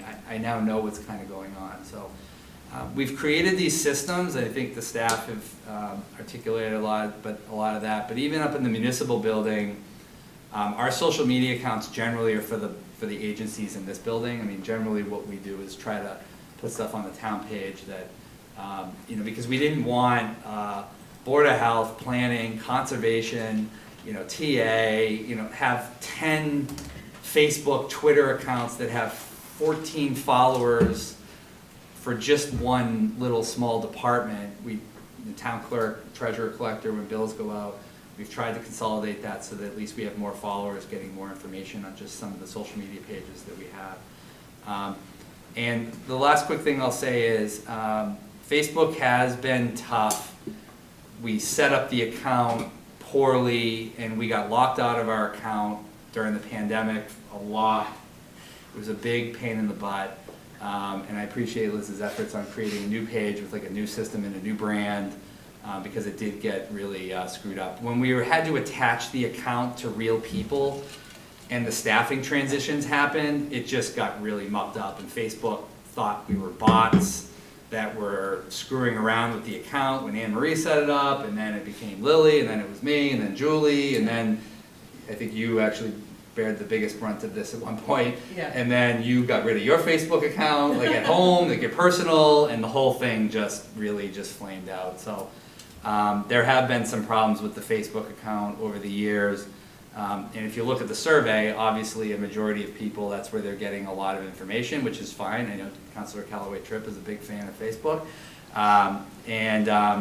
You know, but I think, you know, those have been, I think, some of the things that we've tried to do out of our office and the municipal building over the last, you know, 9-10 years. And I know Steve probably wants to talk about Franklin TV a little bit, but Franklin TV has been a huge player in this.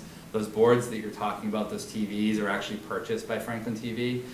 And one of the things we've tried to do over the years, and it's been moderately successful, but there's only a few people involved, so bandwidth is an issue, is trying to get job openings, other announcements, and a variety of other stuff on those boards so that they're also on Franklin TV. So when there's free public ad space, you know, the most up-to-date information that we can get out via Franklin TV, which a lot of people watch.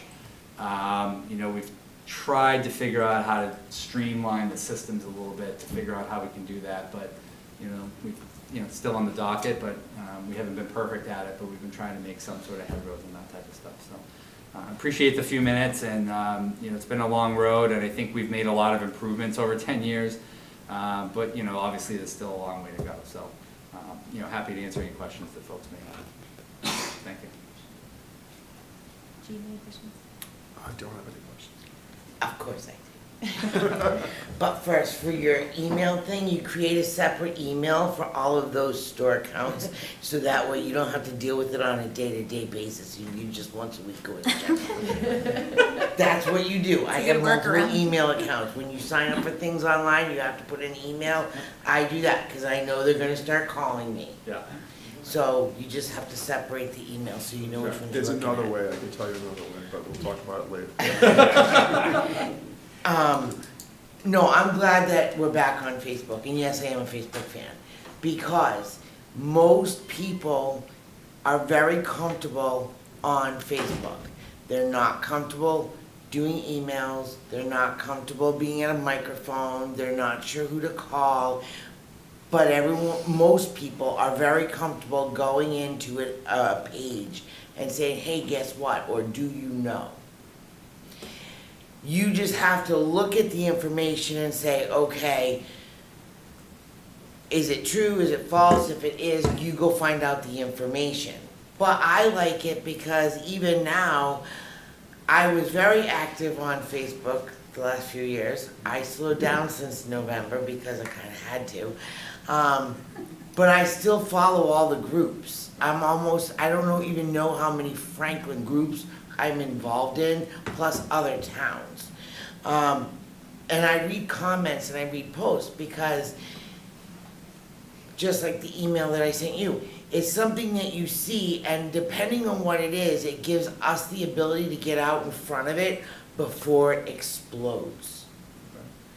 And if we can do that, we prevent the crisis, we prevent 50,000 emails going to everybody in town, your email blowing up, because we can actually get in front of an issue that's starting on social media, that's town-related, and we can maybe address it not on social media, but we can address it so we diffuse it if it's something that can escalate.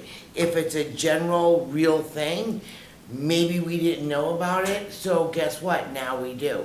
So I think social media, as much as it can be a thorn in our sides, it really is the main area to get your information today. And I don't do Twitter because when I did Twitter one time, realized there was a character limit and I didn't like that. So I stopped using it because you're not gonna tell me how many lines I can type. So I've basically always been social media, and I think that in communicating, like the robocalls are great for emergencies, emails are great, all of that is fantastic, but I think we have so many more people that are actually on social media than not, that I think we could get to more people if we approach that area. May I ask why you've stopped Stopped what? or limited? So, I mean, I feel like why have you not been on social media? Like, I feel like in some ways. I'm on social media, Like, I'm not engaging. In other words, are you observing. posting our budget hearings? Like, are you, No. I don't even know. 'Cause nope, not right now. And the reason I haven't is because before I was elected on council, I was that voice on Facebook that literally probably gave you an aneurysm. I'm Just totally saying. healthy and fine. There was no aneurysm. But I was the one that was out there very loud spoken, saying what I wanted to say, and then I'd come and repeat it here, or vice versa. I took a step back because now as a council, I want to pay attention, but I haven't put a lot of stuff out yet because I don't want to end up being in a situation that previous people on council found themselves in because they were acknowledging stuff that they were doing, and then when you ask them a question, they didn't know the answer. So for me, I take the information. If there's something that I know I can answer honestly, I will go in and do it. But I haven't done any of that stuff at this point because a lot of the other there's other pages that are posting all that. So like to post there's in a meeting or whatever, it's already out there.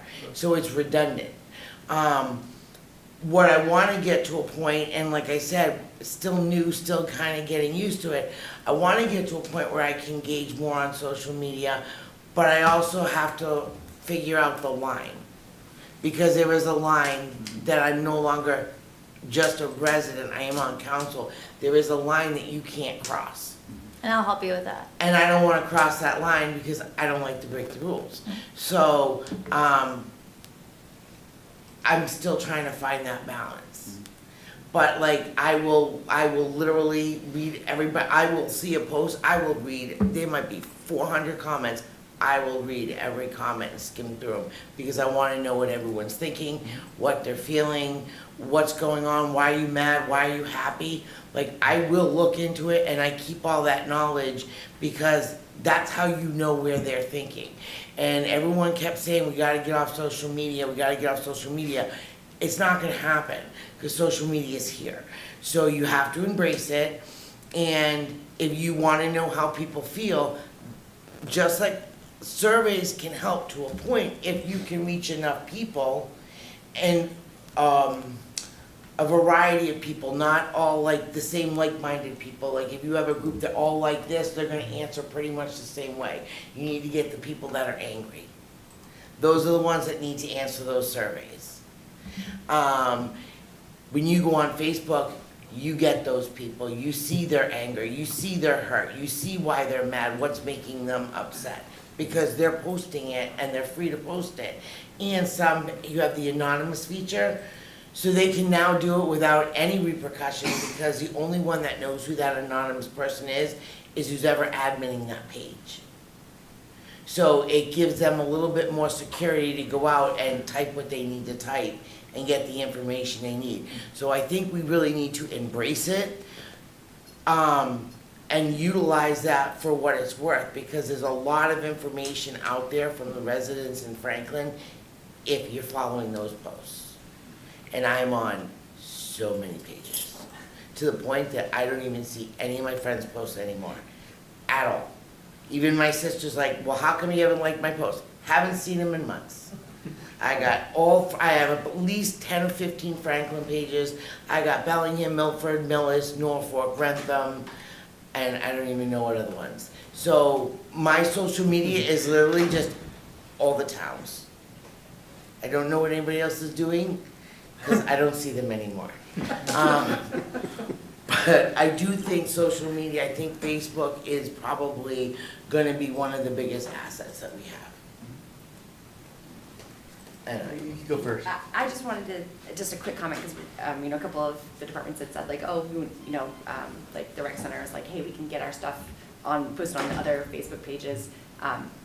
I admin a town Facebook page, and I am really bad at like seeing it until someone else posts it in mine. So I was thinking as you guys were saying this, what we do need to do is figure out how to get the town posts, the department posts on the different pages. And obviously, I'm not a good example of doing that, but it's a Franklin family page, and so that's the people who should be seeing some of these things. So I will, Max likes to ask you guys what we can do to support you. I can do that. I can make it a point to, when I see the Franklin posts, to put them at least on my page and try to share them to some of the other ones as well. I just want to say one thing too, if I can quickly interrupt you. I know everyone's saying that you should be putting posts on other community pages from a town account, and that's not a best practice, because we can't monitor that comment. We can't monitor the page, so we don't know what's going on that page, and that could spread even more misinformation or disinformation. So that's not a best practice, and it will be in the policy for staff at least not to be posting in other non-department, non-official town pages.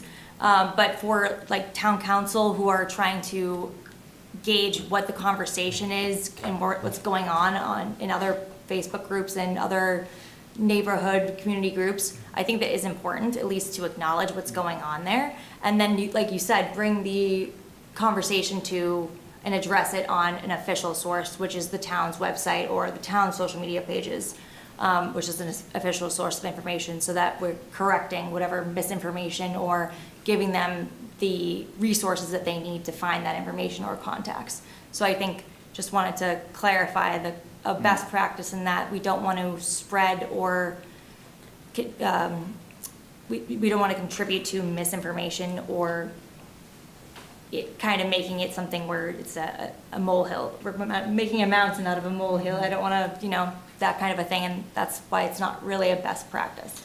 Can I ask a question about that? So it seems to me like, at least, in my feed, I think I get more posts from the groups that I'm in, on my regular page than I see from the pages that I follow. So if I'm not seeing something from the DPW because it's, the algorithm has those things showing up less frequently than the groups that I'm active in, I feel like not sharing those to different pages, even if it's not a best practice, I feel like you're missing a lot of potential communication. But it also sounds like a lot of these departments, they're not monitoring the conversations on their own pages anyway, so I don't see how it's any different if they have comments open, but they're not monitoring them, then how is that any different than sharing it into a different, I don't know, can you hear me? Sorry, Steve. Because we have our own social media policy that should be on every social media platform that is an official town platform, and we have archiving public records requests, open meeting law violations, all those things that we're held to, so that we need to make sure that we're keeping track of what's going on our platforms. We can't archive or have public records requests when it's not a page that we monitor. So when we're posting in another group, we don't have those records. We can't monitor consistently those posts and that information. So, that's going to happen anyway, though, right? Because, people who are not town employees are going to be sharing things that they see. There's a Vote Franklin page where they're, That's anything they okay, see. as long as it's not a town employee that is doing it. Okay. Yeah. Right. Yeah, I just wanted to know, I don't know if this is for later in the discussion, but you know, we talked about each sort of department has their own information, their own email addresses, their own Facebook page. What opportunity is there for you as the sort of the person in charge of marketing to cross-pollinate across departments? Another example is like, you know, for my own website, I use HubSpot, and it has everyone's email address and then there's different permissions that if you had multiple users, different people could have different permissions, see different stuff, and people across an organization, entire organization can say, okay, this person can see this person can see that, or I can see, you know, if you're the town administrator, you could say, okay, I see, you know, Joe Smith called the DPW about this issue, but they also talked to the senior center about this issue. Is it helpful to have a unified system where you can see what people are doing across the town while preserving privacy, of course? Via email or social media? Like I'm talking like a CMS, like a content management system, or what's it called? So there's like Civic Plus. Does that, you know, DPW, they take a ticket, you know, someone calls them, emails them, they get a ticket.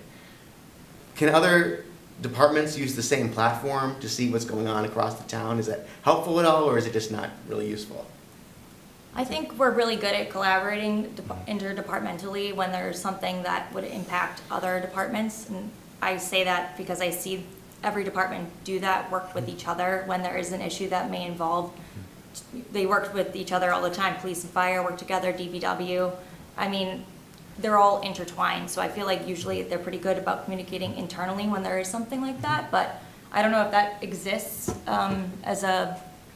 or if it's really like a necessary. Yeah, if it's not necessary, thing. don't do it. I just know that a lot of organizations have like a unified platform for keeping track of customer complaints or tickets or whatever. We tried See-Click Fix maybe 10 years ago, and it just didn't work because people put a ticket in and then they're like, okay, when are they showing up? Right? When's DPW coming down here? Tick, tick, tick, tick, tick, tick, tick, tick, tick, tick, tick, right? And it's like, you know, and then we had to train staff to like use a platform that wasn't being very responsive. You know, I think to Liz's point, I mean, there might be a module in Civic Plus, and we can have Julie take a look and just see if there is some sort of content management system that maybe could be expanded out, and just to see if there's something that they are available to. But I mean, I highly doubt any of the departments are gonna go into that system and then check and see if something else has been said. Our Access GIS platform, I will say, does have a lot of information in it. And it does cross-pollinate between assessors, licenses, permits, so you can go to a parcel and get a whole bevy of information on the parcel. I think one of a little bit tangentially to what you're commenting on, Councilor Margello, is what we need help in is getting people off, not that they can't use Facebook and not that it's a good platform to get people's feelings. What's troubling is people are bitching about trail maintenance on Facebook with no one watching it, and they're just rolling in their own, just, you know, it's like, just pick up the phone, shoot an email, contact some, you know, I think where you guys can help a lot is trying to encourage people to use the resources we already have. Like, I haven't even sent you a link to the GIS system that we have, which I've got a draft email. There is so much personal property information, deeds, everything is in one stop on this place. And people always ask me, like, how do you know so much about every property in town? It's like, it's right there. I go in and I read it, right? And when I show people that exists, their minds are blown. I think trying to connect people to the systems we've already built, and it's not anything against Facebook, but I know the complaining happens a lot there. But what's frustrating is those complaints don't really get directed to the people that are going to solve sometimes the issue, right? And you know, I think our staff and myself and everybody are extremely responsive to people in a very timely manner with sometimes maybe too much information. But I think trying to connect those dots and have people get in touch with us to try to help on this type of stuff would be really helpful. But we'll take a look at Civic Plus and see if there is a CMS system. And the other part of that was, you know, you each have all these email lists and text lists. And I know you gotta have people opt into them so they don't flag you as spam. But if there's a way to, like, you know, if you have someone in the library who wants to opt into the senior center list, like making that an option to them, emailing them, hey, you know, you're a member of the library, do you want to opt into the senior center too? Yeah. You know, just so we could expand, each department could expand their own lists a little bit more. You can take a look at that type of stuff, for sure, absolutely. It's about putting like resources in different departments, different buildings, right? That helps too. Any way you can cross-pollinate, get people to sign up for other departments, communications. I think you get guys the have a lot information. of pull too, Yeah. in getting people to sign up for, Yeah. you know. And maybe what's that's part of it, important. it's like a campaign from like the school Counselors. committee and the counselors or Well, I was other thinking- boards too, the council on aging, like to try to do a series of posts, Or over. videos, yeah. Is it- Videos over a full week and all the time and repeating and just saying, just a reminder, you can sign up here for listserv, and just trying to, that is something we've struggled to do. Obviously Liz is here now and we'll work on that, but that's been the biggest struggle, is just getting people connected to the information that already exists and like the email, the content that already is there. Is it legal within the law, and do we have the budget for it, to have like a $25 Franklin First gift card for randomly selected from new signups for email list? Look into that. I don't know. It's like a. It may be. It's like a raffle. Well, don't say raffle, it's enter to win. Well, Legally, it can't be a raffle. I don't know. But you also want to make sure you get valid people, so you just got to be a little careful. But I think that if there's a way to That is a good incentivize it, sweeten the deal. Well, it's like also doing it at events and the Strawberry Right. Stroll and Porch Fest and like at tables and being like, Totally. sign up here, and if you do that, you get a sticker, and people do it to get a sticker. Yeah. So, that's how I'd you do do it for a sticker. right? I Some would too. candy. I didn't even know you had one Hey, you YouTube have page. chocolate, I'm there. That's right. That's what I'm saying. Well, candy? Yeah. Strawberry There are Stroll, candy and methods. stickers. Candy and stickers. I got it. Yield. All right, Ben Franklin. Jamie, you mind? Yes. I don't have it. Yeah. So, Max, I think we kind of already have like an internal work order system, whether we were talking about Civic Plus, and that's just through the Google Calendar. So there's two types of things that we really encounter when it's in between departments, and that's like an immediate thing. And just a couple weeks ago, maybe 2 weeks ago, DPW gets a call that a 5-gallon jug of chlorine fell off the back of a truck. So before I hang up the phone, I say to Roseanne, call the fire department and have them meet me out there. When I pull up, he's pulling up right beside me, and we dealt with it that way.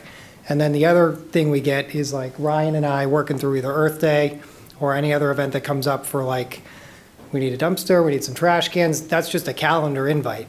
And then I send it to him, and then we put it on the books, and then we can, there's so much stuff that comes in, you can forget about it until your phone dings 15 minutes before, and then you just go to the meeting. So we kind of already have that Yeah. situation going on.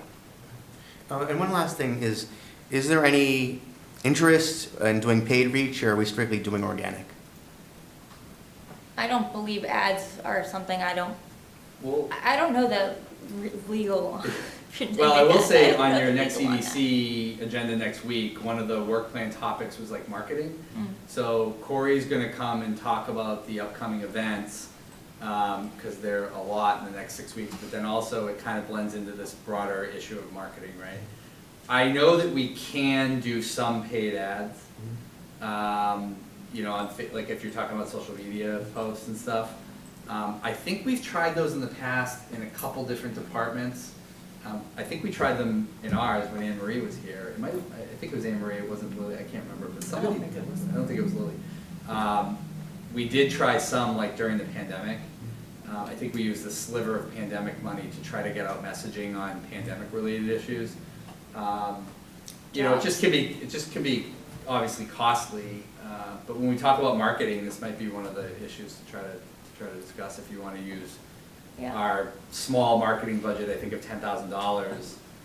I think Facebook ads are going to blow through that budget pretty quickly, but that's something that I think we can do. You don't think it's I know a good idea? about job, like hiring, Pissing in and the that's typically a good way to use Yeah. ads. And I know a lot of companies and a lot of municipalities that hire consultants to do just that when they're looking to fill a large position. So, I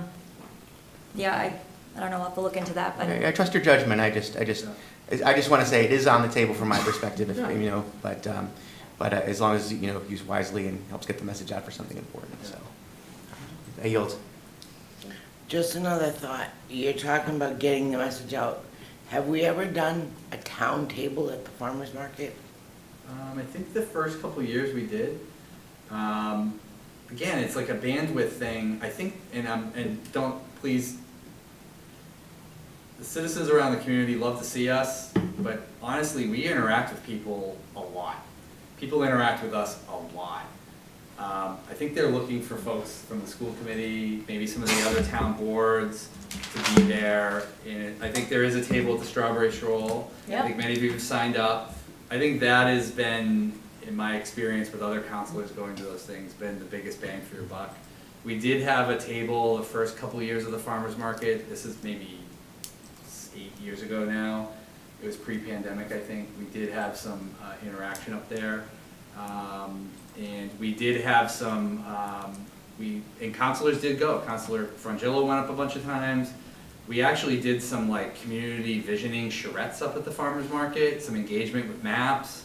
So Kate Hinckley printed out a bunch of maps. We went out there and did some engagement with people about development. All of those things are at our disposal too. If you all want maps and you want to talk about where to put new growth, where to put development, you know, just to get some idea of what citizens are talking about, we have done those up at the farmer's market before. But obviously bandwidth the last few years has become, you know, really thin. And so it's been hard to get a large crowd from the town staff to be up there in the afternoon. Obviously we close at 1 technically. You know, I know some staff, I know Kate Hinckley's been up there before. I know the DPW did a booth at the farmer's market a couple times. There have been some engagement over the years up at the farmer's market. Because I was just thinking as far as like the notify me and having something so that, you know, here's where you go, this is what you click on, these are all your options. Mm-hmm. People, it's a way of getting it out there for anybody who isn't aware of it. Yep, Could have that's an our iPad plan. or something. Yeah, I was gonna say, can we That's have a our town plan. iPad that we have and, yeah. Yep, and Actually, if then, you want one for the stroll, we can get you a council dedicated iPad. Really, I mean, a council dedicated iPad that, or Liz can handle it and just use it wherever people are going and get people to sign up and do that kind of stuff. I mean, that's Absolutely. a great idea. that, Yeah, it is. because Yeah. they're not sure how, we can at least show them, I know how to get there because I'm on it. I think that's what people So- want today, right? Yeah. Just Yeah. show, just like, just do it. Immediate. Walk me through it right here and then let me walk away and it's done. Yeah. Yep, exactly. so if we could get something like that, that would be good. Yeah. I probably won't be at every farmer's market, but I am attempting to go to as many as I can. So if it's something that we could have to do it, Yeah. when I go, if I'm up there, I have no problem saying, hey, you wanna sign up, you know what I mean? It's just a way of getting more people so they know That's awesome, what's yeah. going on. You just have to have the ability to do it. I thought candy and stickers was good enough, but I mean, But a lot of the iPad We would have make to it add much those for quicker. I think we have to add chocolate, both. Like, entice them with the candy and stickers. And by the way. And then, please also. And by the way, you have to sign up, yeah. But then you get the sticker. The Tootsie Sign up. Rolls, yeah. Any other questions? No, I'm good. All right, good, thank you. Thanks. All right. Well, you gave us the link. We talked about the national survey. We don't need to go into anything more. That was just No. for our information. Just want to make sure everybody was aware that there was 2 or 3 questions in there with some good data, I think, that shows partly the challenge that we all know too. It's like, people are just getting their information from a lot of different places. And it's just hard, you know, obviously, when we were all growing up, everybody watched Dan Rather or Peter Jennings, right? And they all got the same information from like the same place. But now it's just so splintered, and you can see it even in the data sets. 10% of the public still wanted newspapers. We don't have any left. So. Yeah, I just want to say about the community survey, you know, I know you have the ability for custom questions. When I did the survey, I did put my own survey out on Facebook after one of the override campaigns about trust and that kind of stuff. And one of the questions I had that the survey didn't have was partisanship. And it's a very touchy subject. I don't know if you could put it on a town survey, but it was a very significant variable as to how people trusted the town. Yeah. So I think that by not having that question, you're omitting some important information as to what you can control for and figure out about the population. So just for something to consider, I also want to make sure people take the survey. They don't think, oh, what's this? But I just think that it's something that was relevant for sort of understanding where everyone was coming from as part of the town. So. I think you could lose a lot of trust by putting that question. Yeah, on no, there, that's true. though. Yeah, That's right. true. Yeah, I mean, Absolutely. Yeah. all right. So we have two little pieces of the rest of the agenda that I want the school committee, because we have Stephen Karen from the school committee, community relations subcommittee here, and Al Charles is on Zoom, the chair of the school committee, community relations subcommittee. And so the couple things, like the next thing on our agenda is the town council office hours follow-up discussion. And that's one of the reasons I invited you all here was because when we had talked about this at our first meeting about making some additional town office hours, because right now they are once a month, I think Thursday mornings at like 8:30 to 9:30 or something at the senior center. And of course, for people who work regular business hours during the business week, that's a really hard time to make. Also, as wonderful as the senior center is, sometimes there are people who are like, oh, I don't know if I'm, supposed to be there, if that's a place that, that's for me or not for me. So we reached out to a couple, we had a conversation about making some other office hours that we would commit to attending. Again, would be one additional one a month. We wouldn't all have to be there, but one of the four of us at least would be there. We wanted to also invite school committee members, any other town departments that wanted to come. So we reached out to a couple of places. The library has said that they have some Wednesday evenings or some Saturdays. I think it's like the third Saturday of the month starting in July. Because again, we were looking for evening opportunities, weekend opportunities, just different times.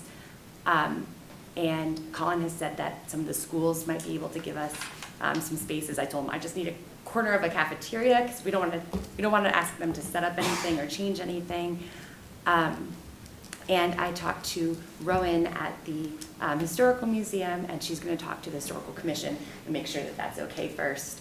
But again, having different places around town, different parts of town, different days and times available, we thought we might be able to reach more people.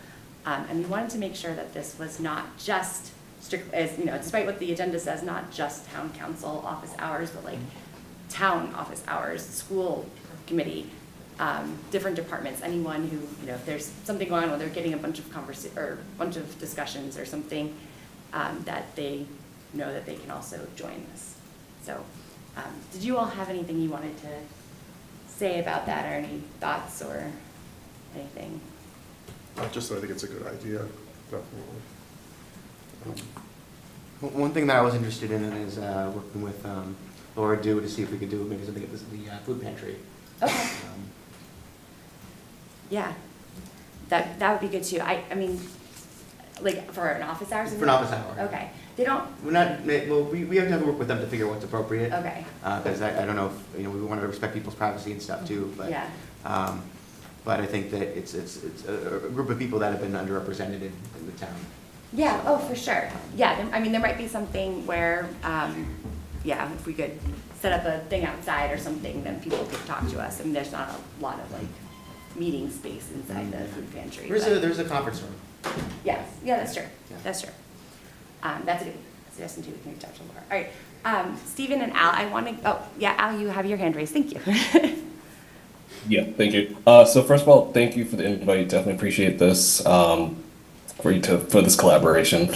I do agree. I think this is a great idea to have another venue and a different time during the evening hours. My only suggestion would be that we have some level of consistency. The senior center meetings work well because it's predictable. It's a same time, same location, same cadence. So it's very difficult to say, oh, well, this week it's over here, or the time has changed. So I think that as long as we have some consistency, I think that will help make it successful. But I definitely something that the school committee could support. May not be me, Stephen, or Nadia. It could be somebody else out of the seven of us, but we'll make sure that we get somebody to have some coverage to support. Thanks for that. I know that, asking some of the other departments to host like once a month might be, asking an awful lot. So, I mean, if we're talking about consistency, if we had a rotating schedule of like, it's once a quarter it goes here. I mean, that wouldn't be necessarily, it wouldn't be every month we're at the same place, but it would be, okay, the first month of the quarter we're at a school, or, I mean, do you think that that is consistent enough? I mean, I want to make sure that we are opening up different locations and different days and different times to reach people. Like, again, maybe Wednesday night isn't a great time, but maybe Saturday morning is. And so, but maybe for someone else, they can't do weekends because they have kids' sports things or something. So, wanting to vary it was part of the, I think part of the intention. So, but I also want to make sure that, if this is something that we are partnering on, that we're kind of, figuring out what makes the most sense. So, any thoughts on that, Al? Yeah, and I mean, we can try. There's nothing wrong with trying, and we're not set in stone in how it works. So if we were changing different venues at different times, we can try that. I think it's just something to be mindful of. That's all. Okay, I appreciate that. Thanks. And I think if you try like a few different ones, eventually you're gonna see like, oh, you know what, this one works really well. Everyone comes to the library, no one comes to Exactly. the school cafeteria. Exactly. Like, yeah, you're right. Okay. Steve. Yeah. Thanks for the opportunity, and it's a great meeting to collaborate for the community relations. So just wanted to quickly touch upon different communication that we have from schools. Schools have the most media of communications. Like, we do a lot of newsletters from the individual schools. We do the school committee newsletters, and then we had an office hours this year. In this year March, we had an office hour set up alongside of a art show, so that we could meet people and have some conversation. That was around the budget time, so we had some conversation there.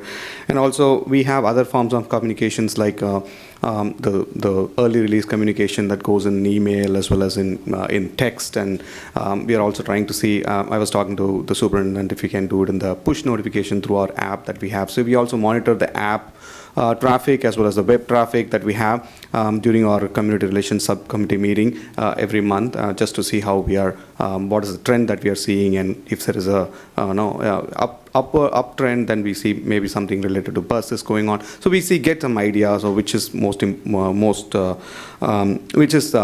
being looked up by our families.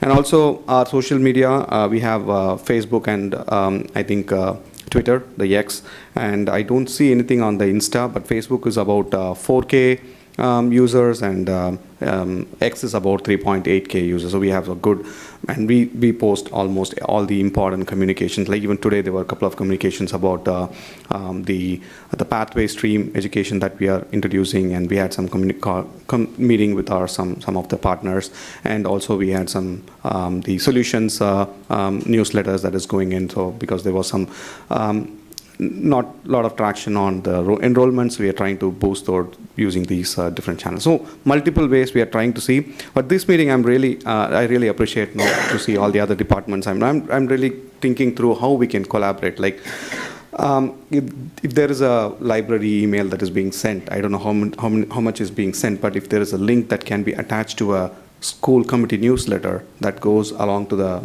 almost 4,000 students' families, right? So that goes to the families, and they can see, oh, there is a library newsletter that can also be looked at it. So at the same time, we can also see how we can collaborate with the recreation department newsletter. That can be in interest of people, right? With the kids and families, they can get more benefit. I'm trying to see how we can collaborate and get details, cross-pollinate details between these departments, so that we can have a better reach. So it's all about the reach. So we'll have a better reach, and that will help everyone. So that's something I'm getting out of this meeting, and we'll see how to work on that and get this implemented across the departments. Excellent, thank you. That's one of my goals for sure, to really integrate the different departments, streamline communications, and get more visibility throughout all the different departments, and schools included, like leveraging the different newsletters and the different events going on, and just kind of share the wealth of all the good, amazing things that all of our staff members are doing every day with amongst all different parts of our community. So we're going to put our brains together and figure out a really good plan. So that's part of the strategic communications plan that we're that I'm creating. Absolutely, and we are also there in the strawberry stall, and we can also be partnering with you if you need any help on getting the sign-ups done, so we can handouts and all those things. So we have some handouts for us, so we can hand out this as well. The school committee is really good at always having a table at those events. I just want to say, Stephen, I'm sorry, I wasn't trying to skip you when we were talking about the departmental communications. I just wasn't expecting you to want to be put on the spot when you. That's fine, you that's fine, yeah. You'd have invited, or not, we hadn't reached out to you to ask you to do that, so thank you for including that. Max, you have a question? Yeah, this is for Liz. Is it possible, you're familiar with a link tree? Is it possible to have a link tree with all the latest newsletters from all the departments that each department could put as a link on their newsletter?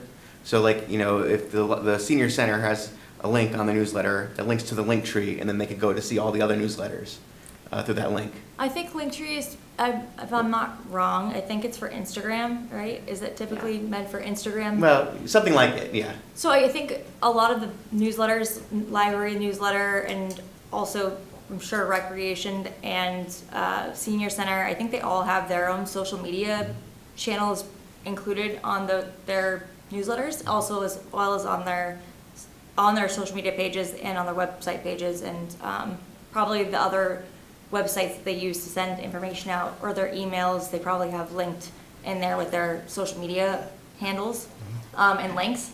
So I don't know if it's like Linktree specific, or if it's just making sure that you're saying all of the. It's basically just have a link to all the other links of all the other town newsletters that is like updated regularly. Like a page of like. A page of links. Departmental communications or something, and then links. Something on the website. Yeah. Yeah, I think it'd be a good place to put it on the website for sure. Build a page out.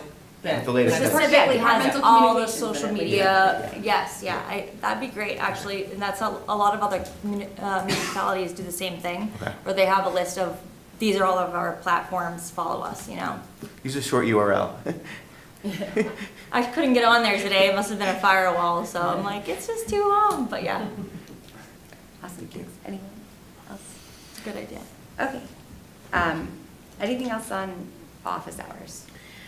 No, I think that for right now, it's gonna be a matter of random places, different time slots to see what's gonna make the most sense. And like Jean said, after a while, you're gonna kind of figure it out, and then we can lock it down, but we don't know what's gonna work best for anybody right now, because we haven't done this. Yeah. I know the office hours that we have now, I can't get to. There's no way for me to ever attend them at 8:30 in the morning, so, I've never been able to go to one, even when I wasn't on council.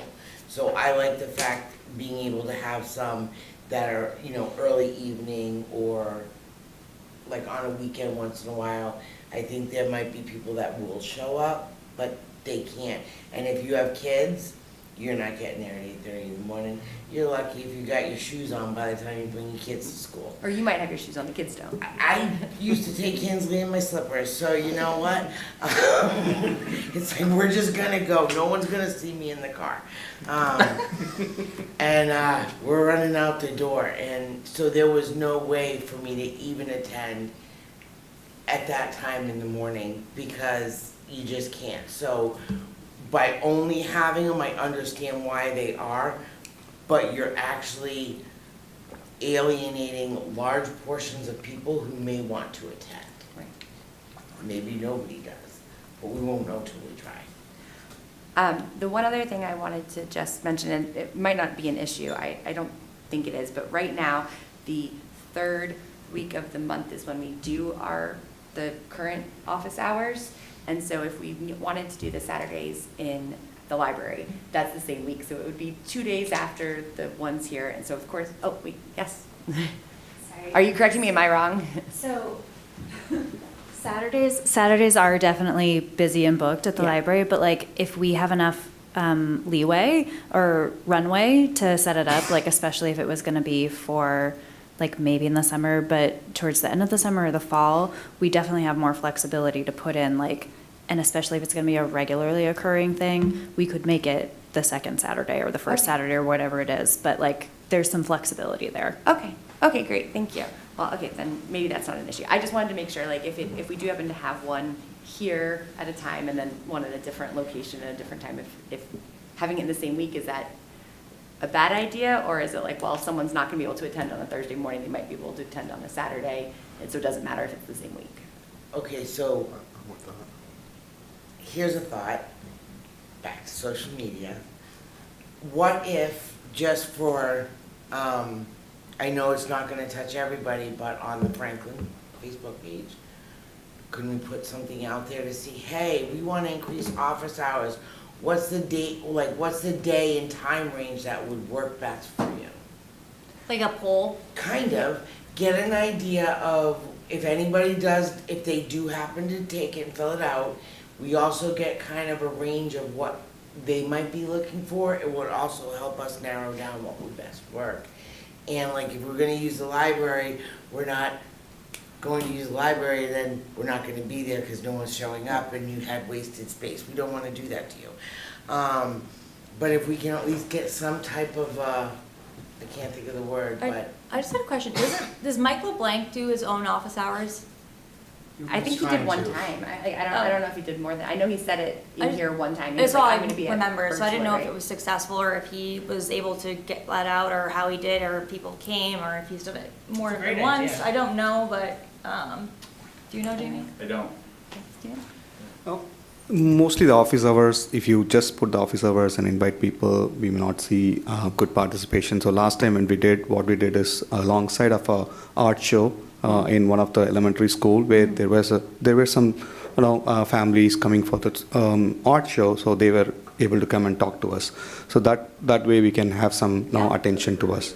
I think definitely leveraging the different partnerships in the community and the events that are going on is specifically like the Strawberry Stroll, like Porch Fest, like the wash parties that are coming up and just being there and being present and, or even if it's just like a soccer game or if it's a, just, especially for just what kind of audience you want to reach, depending on, you could split it up, during the week of, let's go to this event this week and then we can switch it up for this different location. It doesn't have to be, it could be a coffee shop. It doesn't have to be at a department. It could be at Birchwood, Or back to your idea about the farmer's market. Oh, farmer's That's market? an established event that already draws a lot of people. Yeah. But that's what I mean, like if there was like a table there, Yep. you know what I mean? We can ask them to have a community table to set aside and as part of their plan. We do their permitting and licensing, so we've done that before. Well, serious. We do it at the downtown Hey, park. It We'll give makes you this sense permit if because that's- there's a lot of people that go to the farmer's market. I know that sounds like extortionist, but it's not really. Like we've asked do the their partnership in the past, like, We have their address. we do their permits and every time we've ever asked them, they've always, the downtown partnership, and the farmer's market have always obliged. So, I mean, we're happy to ask them if you like. I mean, it makes sense because a lot of people do go to the farmer's market and it's, some go and just kind of hang out. And then you got the ones that just kind of come in, they get what they need to go and they filter and so there's a constant turnover. I was thinking maybe, since you're in so many community groups, maybe you could reach out in one of those community groups as a counselor saying, we're looking to do, or just you being like, what would be the interest of where you would want to meet and, see who you gauge as, because you are well-known. I have no problem doing that, and as long as all the admins approve the post, I'm good, but they don't like anything that has to do with any type of politics. Yeah, they kick us off. Or so they say, no, no, no. So I will try, but I can't promise, because there's still a lot of posts I made from like a year ago, they're still waiting for approval. Join a new group and see if you can. I will try and see what I can, if I can get some stuff out there, I don't have a problem with that. And if we could get a table at the farmer's market, it's just a matter of how many of us would all join in Yeah. and take some time to be at that table, because like I can be there a lot, but trust me, I'm probably not the only face they wanna see. Right. Well, and it's also still on a weekday during business afternoon, hours. yeah. So you Right. still run into kind of the same problem that we're we- attempting to solve We should for. probably also talk to the rest of the council before Yes. we solidify a table, because if we're gonna do that, I'm gonna expect somebody to show up. Well, you will. because it's not gonna just be me. No. I'm sure Bobby will take you on the invite right away. Would we have to? I know all their addresses, Al I'll has go to the the same house thing, and pick just them up. FYI. Oh, yeah, thanks. Sorry. Al, yes. Yeah, so I guess, do you have a perspective on when you want to start and have the first event? Yeah, well, I realize as I'm sitting here talking about this that with summer coming up, it's probably not going to be in the schools after next month. So if we did it in the summer, we'd probably look to limit it probably to the library, the historical museum if we get permission to do that, and then incorporating hopefully the farmers market for a town thing. So then after, in the fall, if it's working well and we're able to do this, then add, some, 1 or 2 opportunities at the schools. What are your thoughts, Al? And I'm fine with that. I mean, I just think whatever we need to do, we just need to solidify a date or a window sooner than later so that we can then start to communicate that this is going to happen so that folks can be aware. Yeah, I so- absolutely agree. Yeah, thank Yeah. you. Thank you, I appreciate that.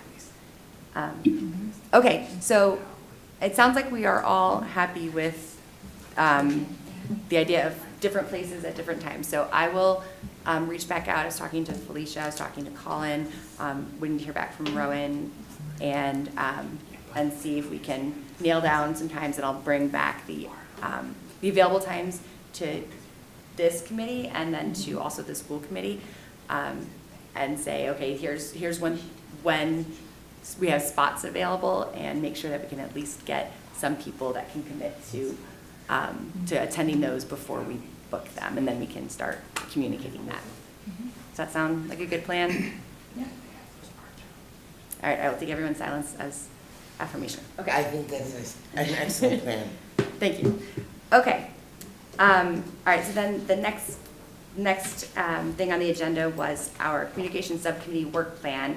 And this is the one other thing I'm going to skip down kind of halfway through, where again, this is the other thing that I wanted to invite Al and Stephen and Nadia, I know who couldn't come tonight, but for the work plan that you all have in your packet, about halfway down we have coordinate with school communication subcommittee, possibly hold joint meetings. So I feel like we are,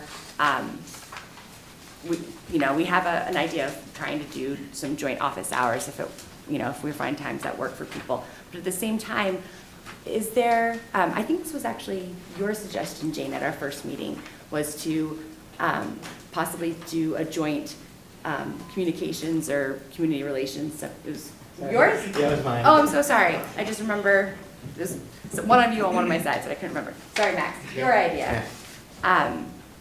So did you want to talk about it a little bit? Or? No, I think that, we're trying to build bridges between us and the school committee, but also we do a lot of sort of similar stuff with it in terms of messaging and trying to be in similar, we all have sort of similar outlets where we want to be at.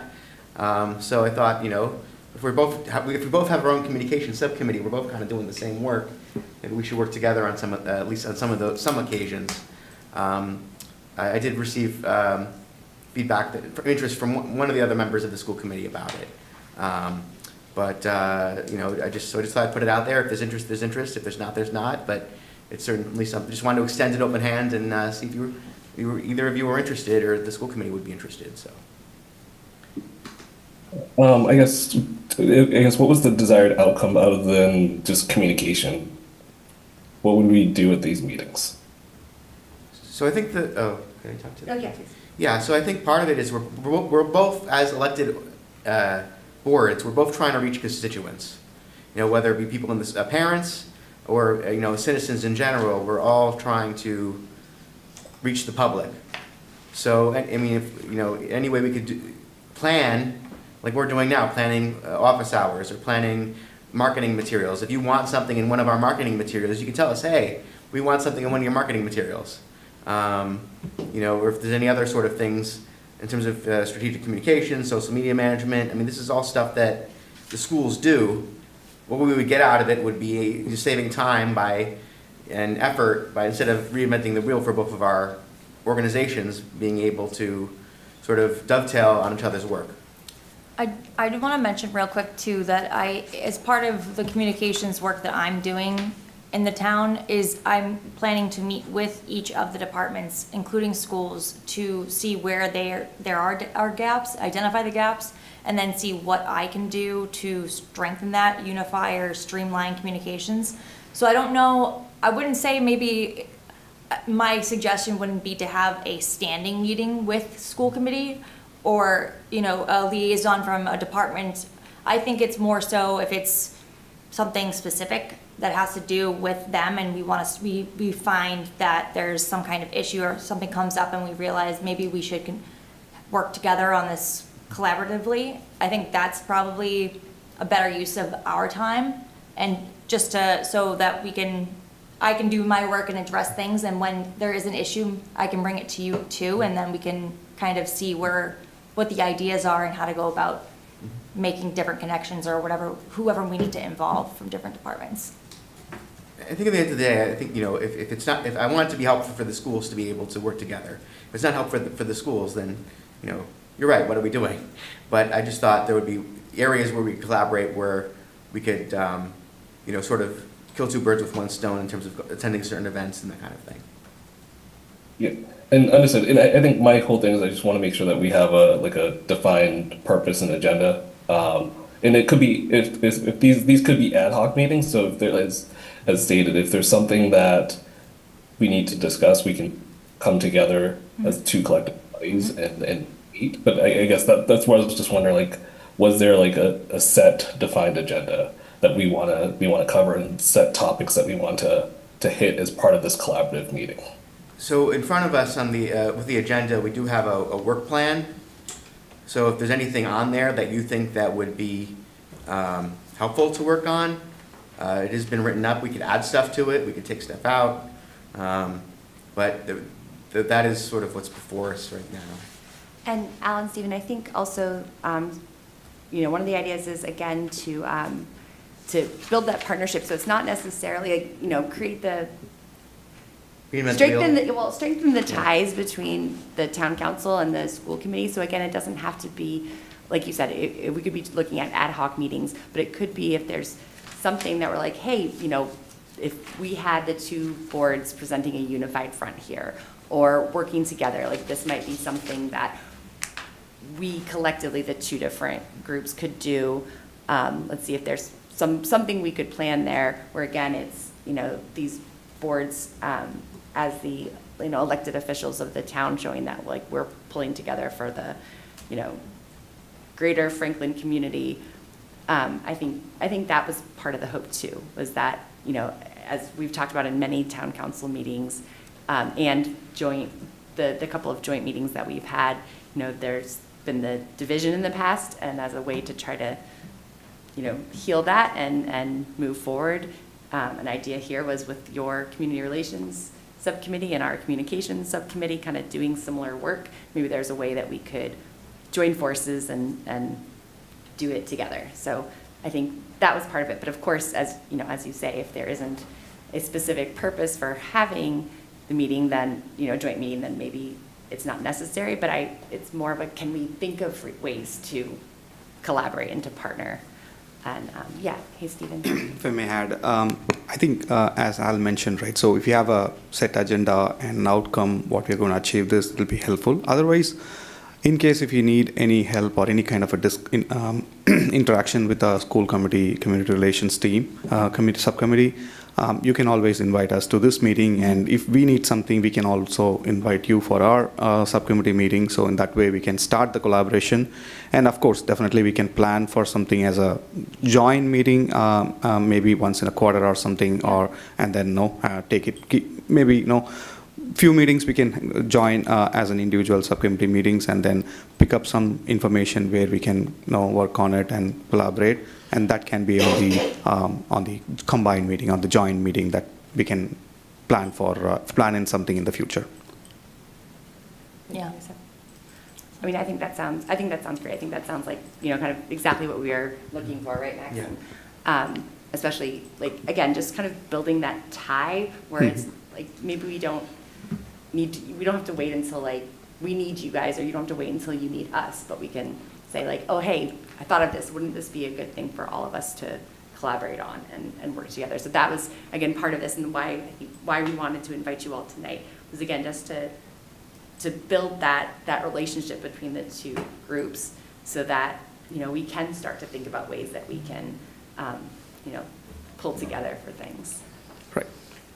Yeah. I think I'm the devil's advocate, so I kind of agree with them, because I think what we need to communicate to the residents is going to be different from what they need to communicate, because they're communicating things that are school related, where we're trying to get things that are town related. So we are two different entities, even though we are one big entity. So we have to, because if we can't get the communication out and bring people up to speed on town stuff, we're not gonna get anywhere. I think when there is something like the joint budgets, when there's a joint issue that we need to, then those would be the times when we say we need a joint subcommittee meeting. Let's like wrap our heads around it, come up with a game plan and figure out how to tag it. But I think they need to focus on their specific things that are going on within the schools and what they're doing, and we need to focus on the town side of things. And I'm not trying to like separate them, because we are just the town of Franklin. But we also are separate entities in of themselves, and we have different audiences that we need to target, where with schools, they're going to target families, parents, children, because those are the people that are going to be paying attention, because their kids are in the system. We have to target them, but we also have to target a whole different dynamic. We got to get to target like elderly, bring them up to the speed. People that may, just a wide variety of not just families. Do you know what I mean? So I think if we have to wrap our heads around what we need to get out first, before we could really think about trying to do joints, and I think I said this at our first meeting. Yeah. Before we have like regular joint subcommittee meetings, because we each have different things that we need to reach people with. I agree. I will say that we are absolutely, obviously broader than, like, because we look at the town, they are, you know, specifically responsible for the schools, but I think that part of being responsible for the whole town includes some responsibility for the schools as well, right? So like we are, I would say they probably don't need us as much as we would need them, right? They, you know, but anyway, I do agree. Did you want to say something, or Al? I saw Al's hand. I'll go to him in a second. Yeah. But yeah, so I do agree with that. I think it's not as clear as like we are not schools and they are schools. Well, that's what I'm saying. I'm trying not to make it sound like there's two separate teams here. But the bottom line is we have municipal things that we have to get engaged and get community engagement on. They have school things that they have to get engagement on. So our communications are separate, even though we are not separate. I don't know if it's not, maybe not, I'm not explaining it the way in my head it sounds. Jane, can I jump in real quick? Yes, you can. No, and I get exactly where you're coming from, because there are things that are beyond our scope that our audience doesn't cover. And when things are universal, so such as budget meetings, votes for election overrides, whatever that may be broader, but our audience should be aware of, we'll definitely make sure that we communicate and we share. We've done that in the past in our newsletters. If you look at our past newsletters, we've had all of the joint budget subcommittee meetings, we've had the budget meetings, the budget hearings as well. Even we've had the town council budget hearings covered in those as well. And we can continue to do that. And I mean, as long as there's a purpose to why we're coming together, I'm open for this, and I'm willing for us to work and partner. I think we just need to define what that is. That's fair. Yep. Next.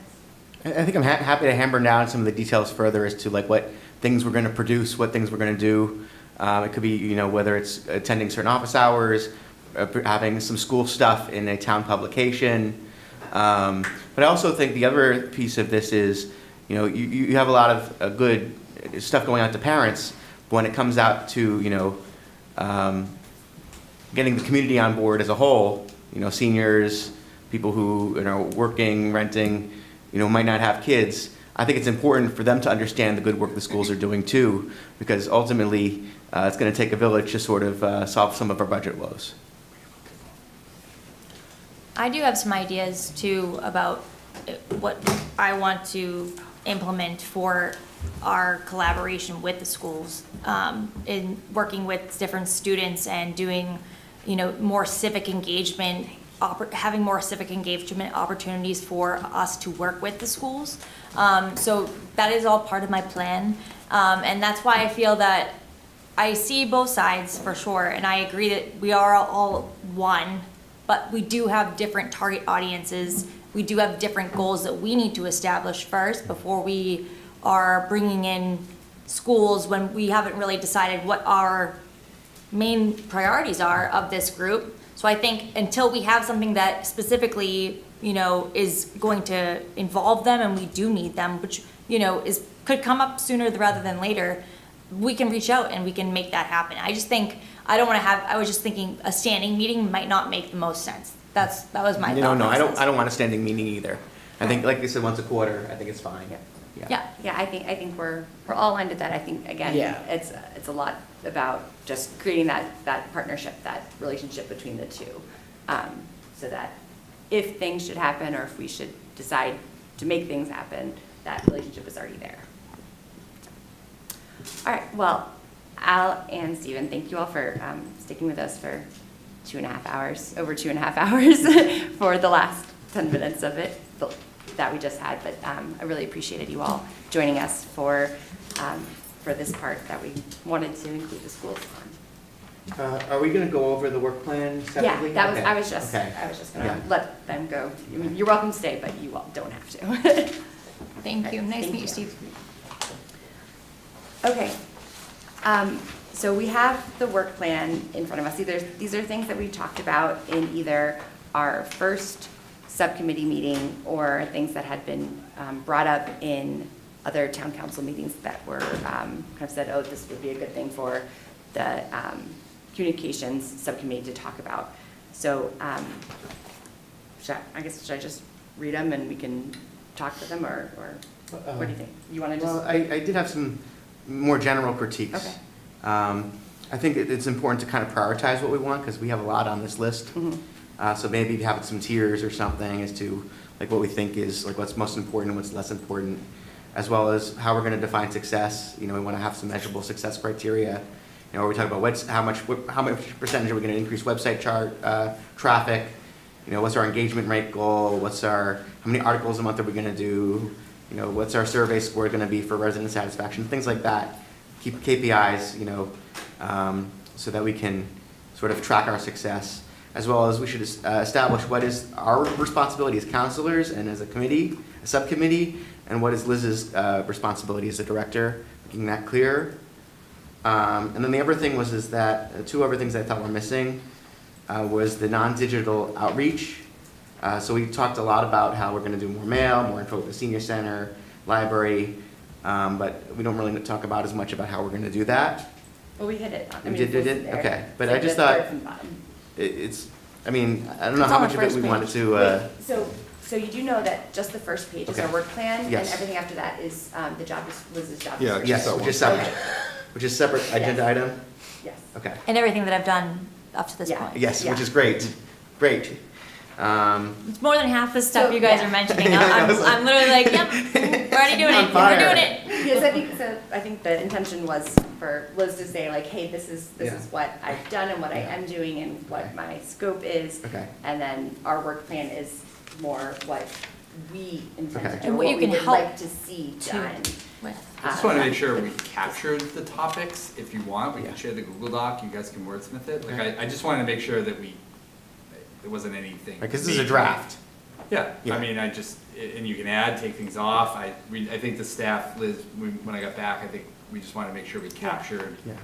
The other thing, Like, and then if other counselors, I know Steve made I think other people were talking about how to email counselors. So does this capture what was discussed and where you all want to go? I know it doesn't have like deliverables yet, but are these the topical areas, and does this reflect what you all want? I think in general, yes. I think it just can be fine-tuned a little bit to, and the only other thing that I wanted to add that wasn't in there was, part of communication is a two-way street. So we're blasting stuff out, but also how are we, if you're hearing stuff from residents, or if you're getting information from residents, either for surveys or from other channels, how are you taking that and delivering that back to the council or to the town administrator to make sure we're actually getting and listening to people and listening to feedback. So that's all I have for the roadmap, but it was really good. I'm just throwing stuff out there, so, yeah.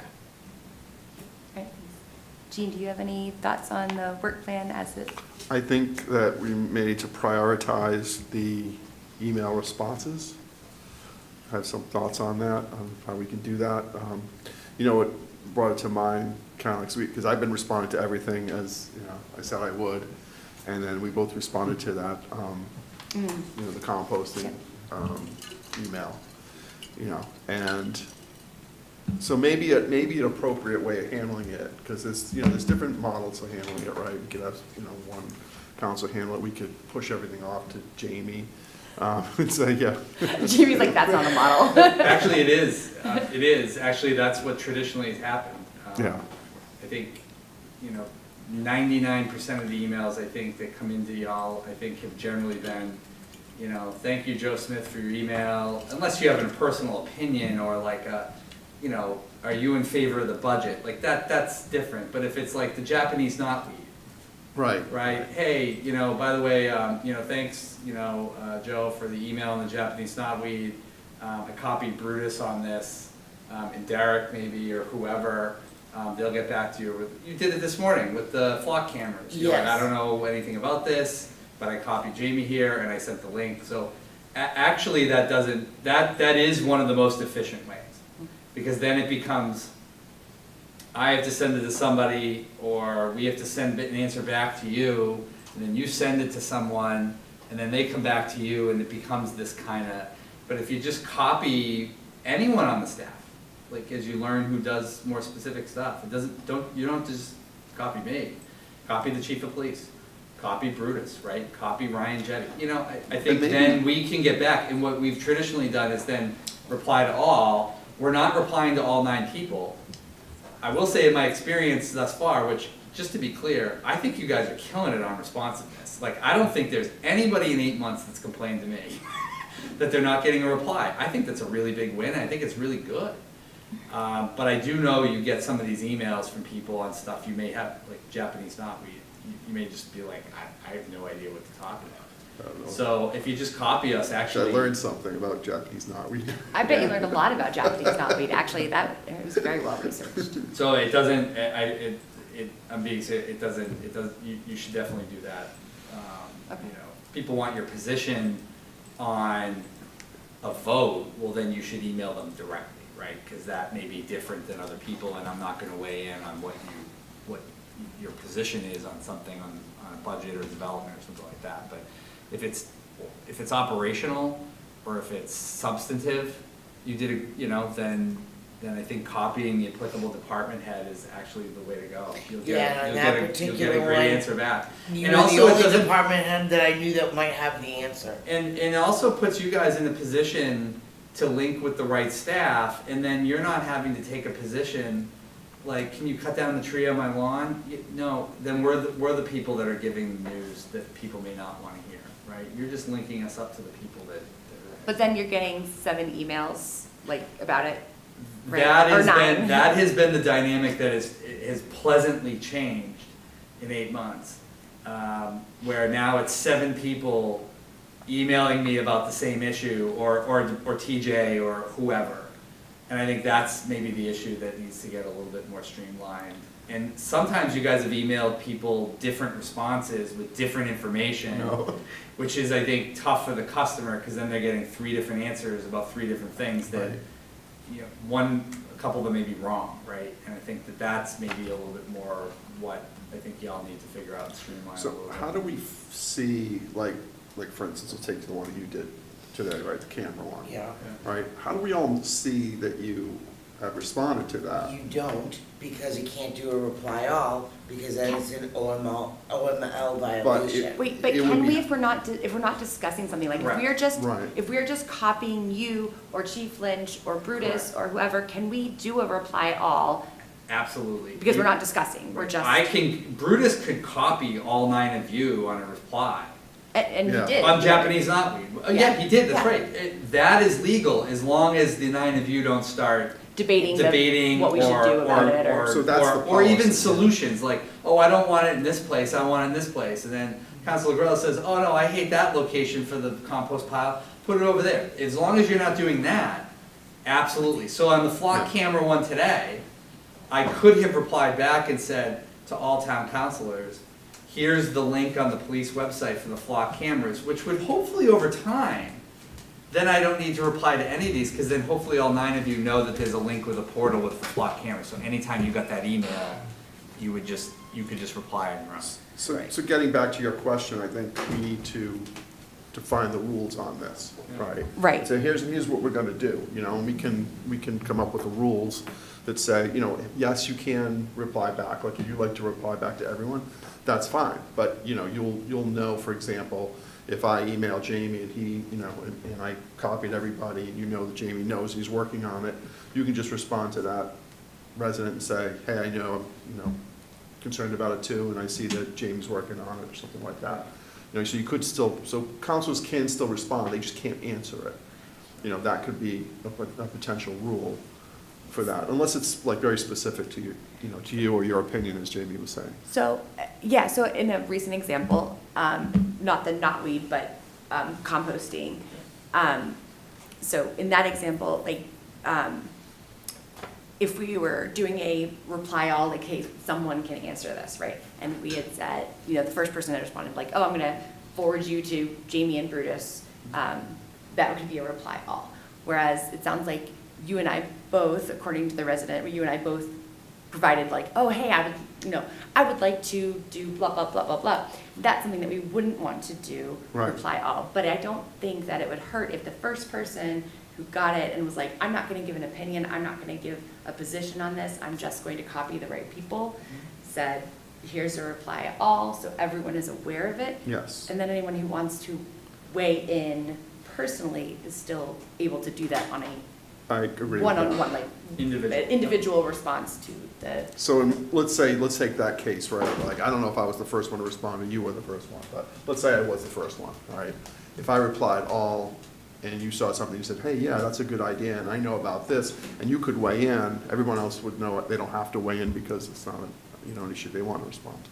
Yeah, well, so if you were the first person, it would be a not providing position, right? It wouldn't be like, oh, that's a great idea. It would just be like, oh, hey, let me put you to Jamie and Brutus and they can answer that. And then if I saw that and I wanted to weigh in with an opinion, I could do that individually, right? Like that.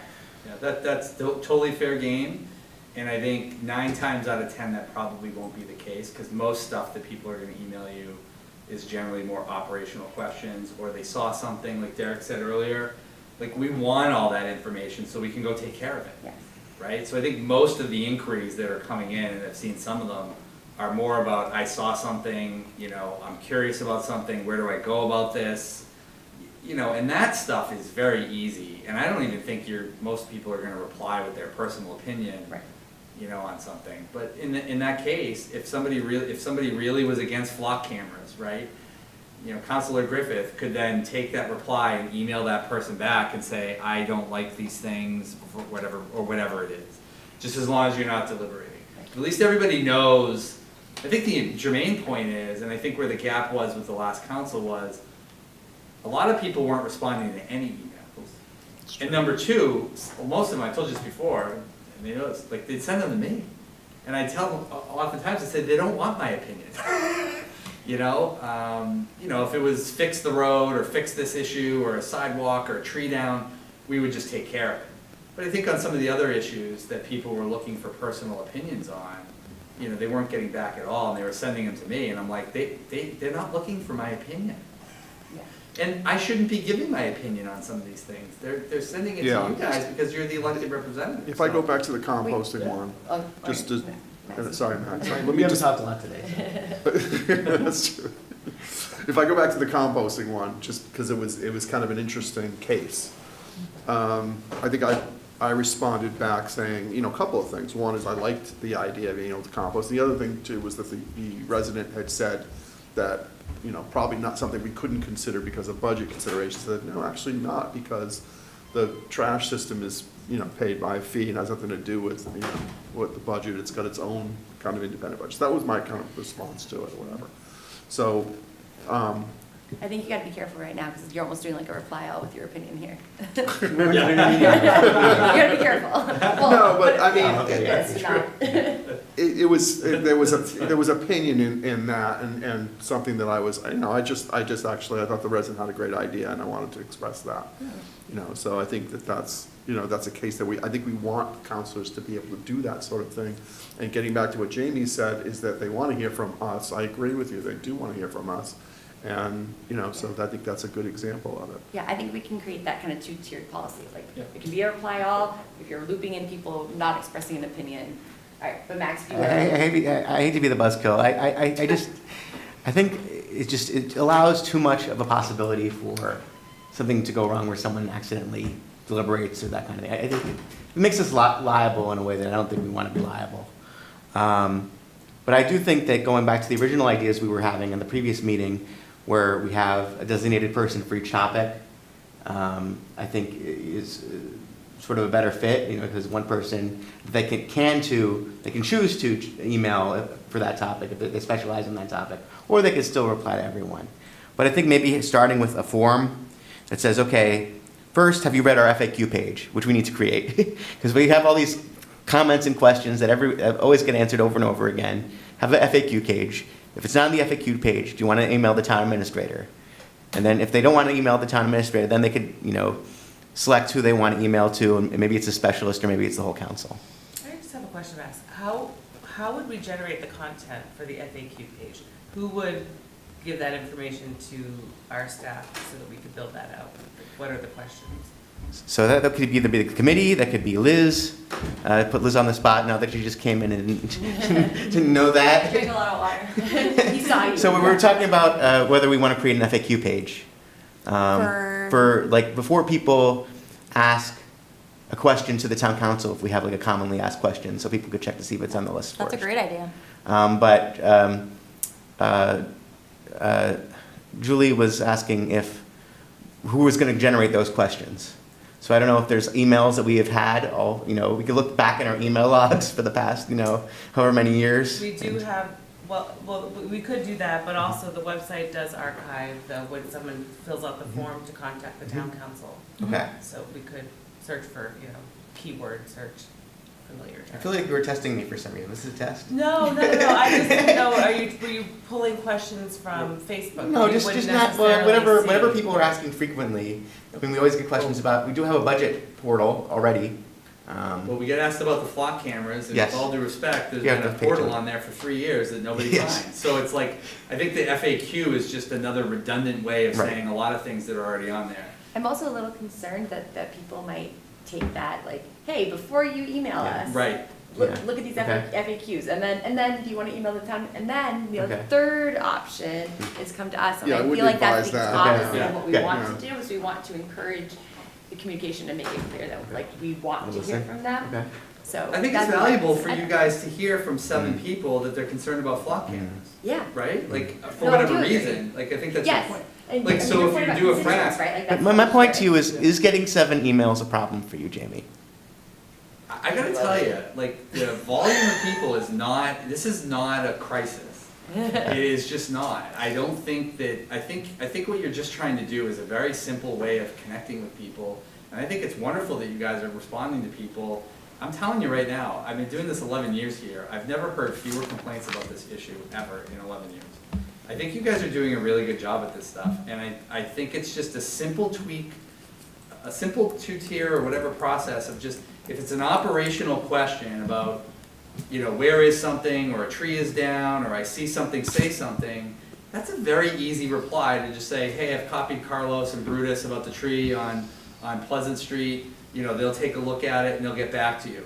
There's a second tier of stuff, which is they want your political opinion, for lack of a different perspective, to know that people are concerned about issues.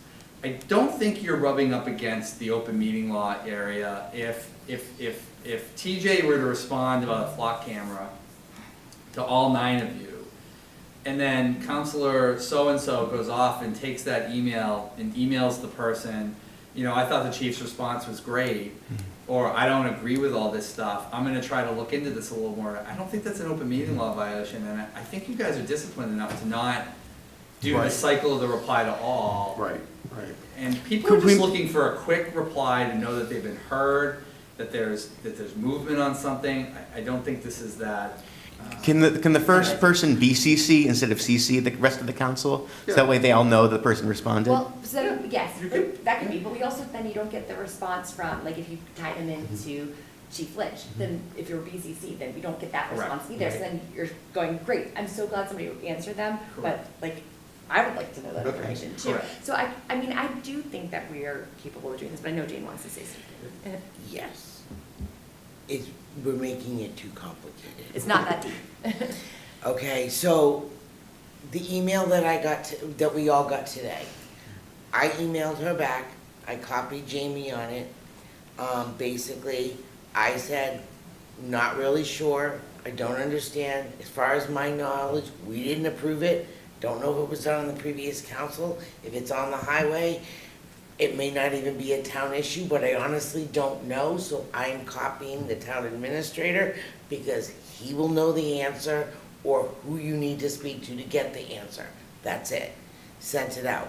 Now, if Jamie replies all back, because he gets the email and he goes and responds, if he does a reply all back and you guys see it, then you know that that person's getting an answer, but they still emailed 9 individuals.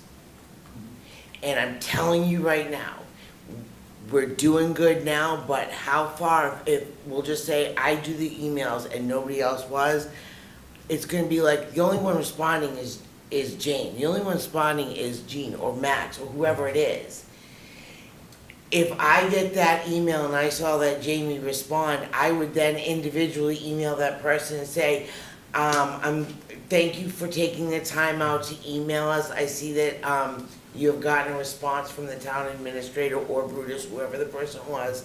So I'm glad that you were able to get your answers. If you have any more concerns, please feel free to reach out. They want to know that we took the time to read that email, and if we do not respond, it looks like we didn't read the email. Even if they got an answer, like Jamie responds to that person or Bruce responds to that person. Jane, that's fine. I don't disagree with that. I do agree that we all should, well, it's up to each individual council if they want to respond or not. Okay? True. I do like to respond. I do want to respond. It's also good, it would be really good to know what, Caroline said, that she had already, you'd already spoken, or already maybe sent it off to Jamie. So we have to figure out a method that I can know that she said that to Jamie, or at the same time I can still respond and I can respond educated. Well, if we can do, now that we know we can do a reply all, then we could try to do that. I just think that I go back to before I was sitting here, and I would send an email to 9 counselors, and maybe 1 responded, and I used to think, great, that one responded, what happened to the other 8? Apparently my words didn't matter. That is exactly how I felt, and that is exactly how these residents are gonna feel if we're not responding. That's just my only thing, they deserve an answer. That's fine. If they took the time to type out the message, they deserve a response. I think we can just be more efficient and not send, him 9 emails, And to your point, it's up to the counselors. I agree, it would be great if the first person said, I'm gonna loop in the right people, we all saw the response back, and then if everybody wanted to follow up and be like, hey, thank you for your email, I see you got the response, if you have other questions, feel free to reach out again. But I don't think that we can, mandate that for these 9, the 9 adults who sit up here. Yes, it would be great, No, But I we think that- can't mandate it, and it is up to all 9 of us to make that decision. It's up to us to decide which end of that conversation you wanna be on. A counselor that ignores or counselor that listens. And that's really what it comes down to, because the biggest problem with the previous councils is they weren't getting responses, and that is one of the reasons why residents claim they were not being heard and they were being ignored. But in this case, they'd be getting a response. They just wouldn't be getting 9 people saying, hey, let me loop in Jamie. My only thought is, I think it is each individual person who emails in, some of them might be looking for an answer, and whether it comes from one person who looped them in, especially because they can see that everybody is getting the same message, that might be good enough for them. Or maybe there are people who are like, well, I emailed 9 people, I need 9 responses, but I don't necessarily think that that's the majority of people. I think most people are like, hey, I'm looking for an answer here. If they are asking what's your political opinion on this, then yes, those would be 9 specific individual responses that they'd be looking for. Right. But if they're looking for, hey, tell me about these slot cameras and how that happened, I don't think they need 9 people. I don't think they want 9 people saying the exact same thing. This is what Jamie and Chief Lynch said about it. Here, I'm going to regurgitate the same thing in 9 different responses. I mean, I could be wrong, but I think it's individual Yeah, well, if they know preferences. you know that they responded, the expectation is that not everybody then responds. But I'm going back to, again, social media. And what was on social media before is I saw multiple times over and over again, and then the comments went crazy. I sent an email to council and nobody bothered to respond. Or I sent an email to council and only one councilor bothered to respond. Still don't have my answer, they didn't know it, blah, blah, blah, blah, blah. So when I'm saying this, it's because that is exactly what was predominant in the past. People were angry because they weren't getting the responses. And they do, I think if it's a situation, maybe they don't need all 9. But if I take the time to type out an email and send it to 9 people, I should at least get 9 thank yous. 9 acknowledgements that you actually took the time to read it. Because in my mind, I do a reply all, loop Jamie into this flock camera thing. Nobody else responds. In my mind, if I was that resident, yes, I'm grateful I got my answer, but now there's 2 messages that were sent to council that didn't get acknowledged. That's just. I think unfortunately, Councilor Griffith is correct. You can't just mandate that all 9 reply to every single person.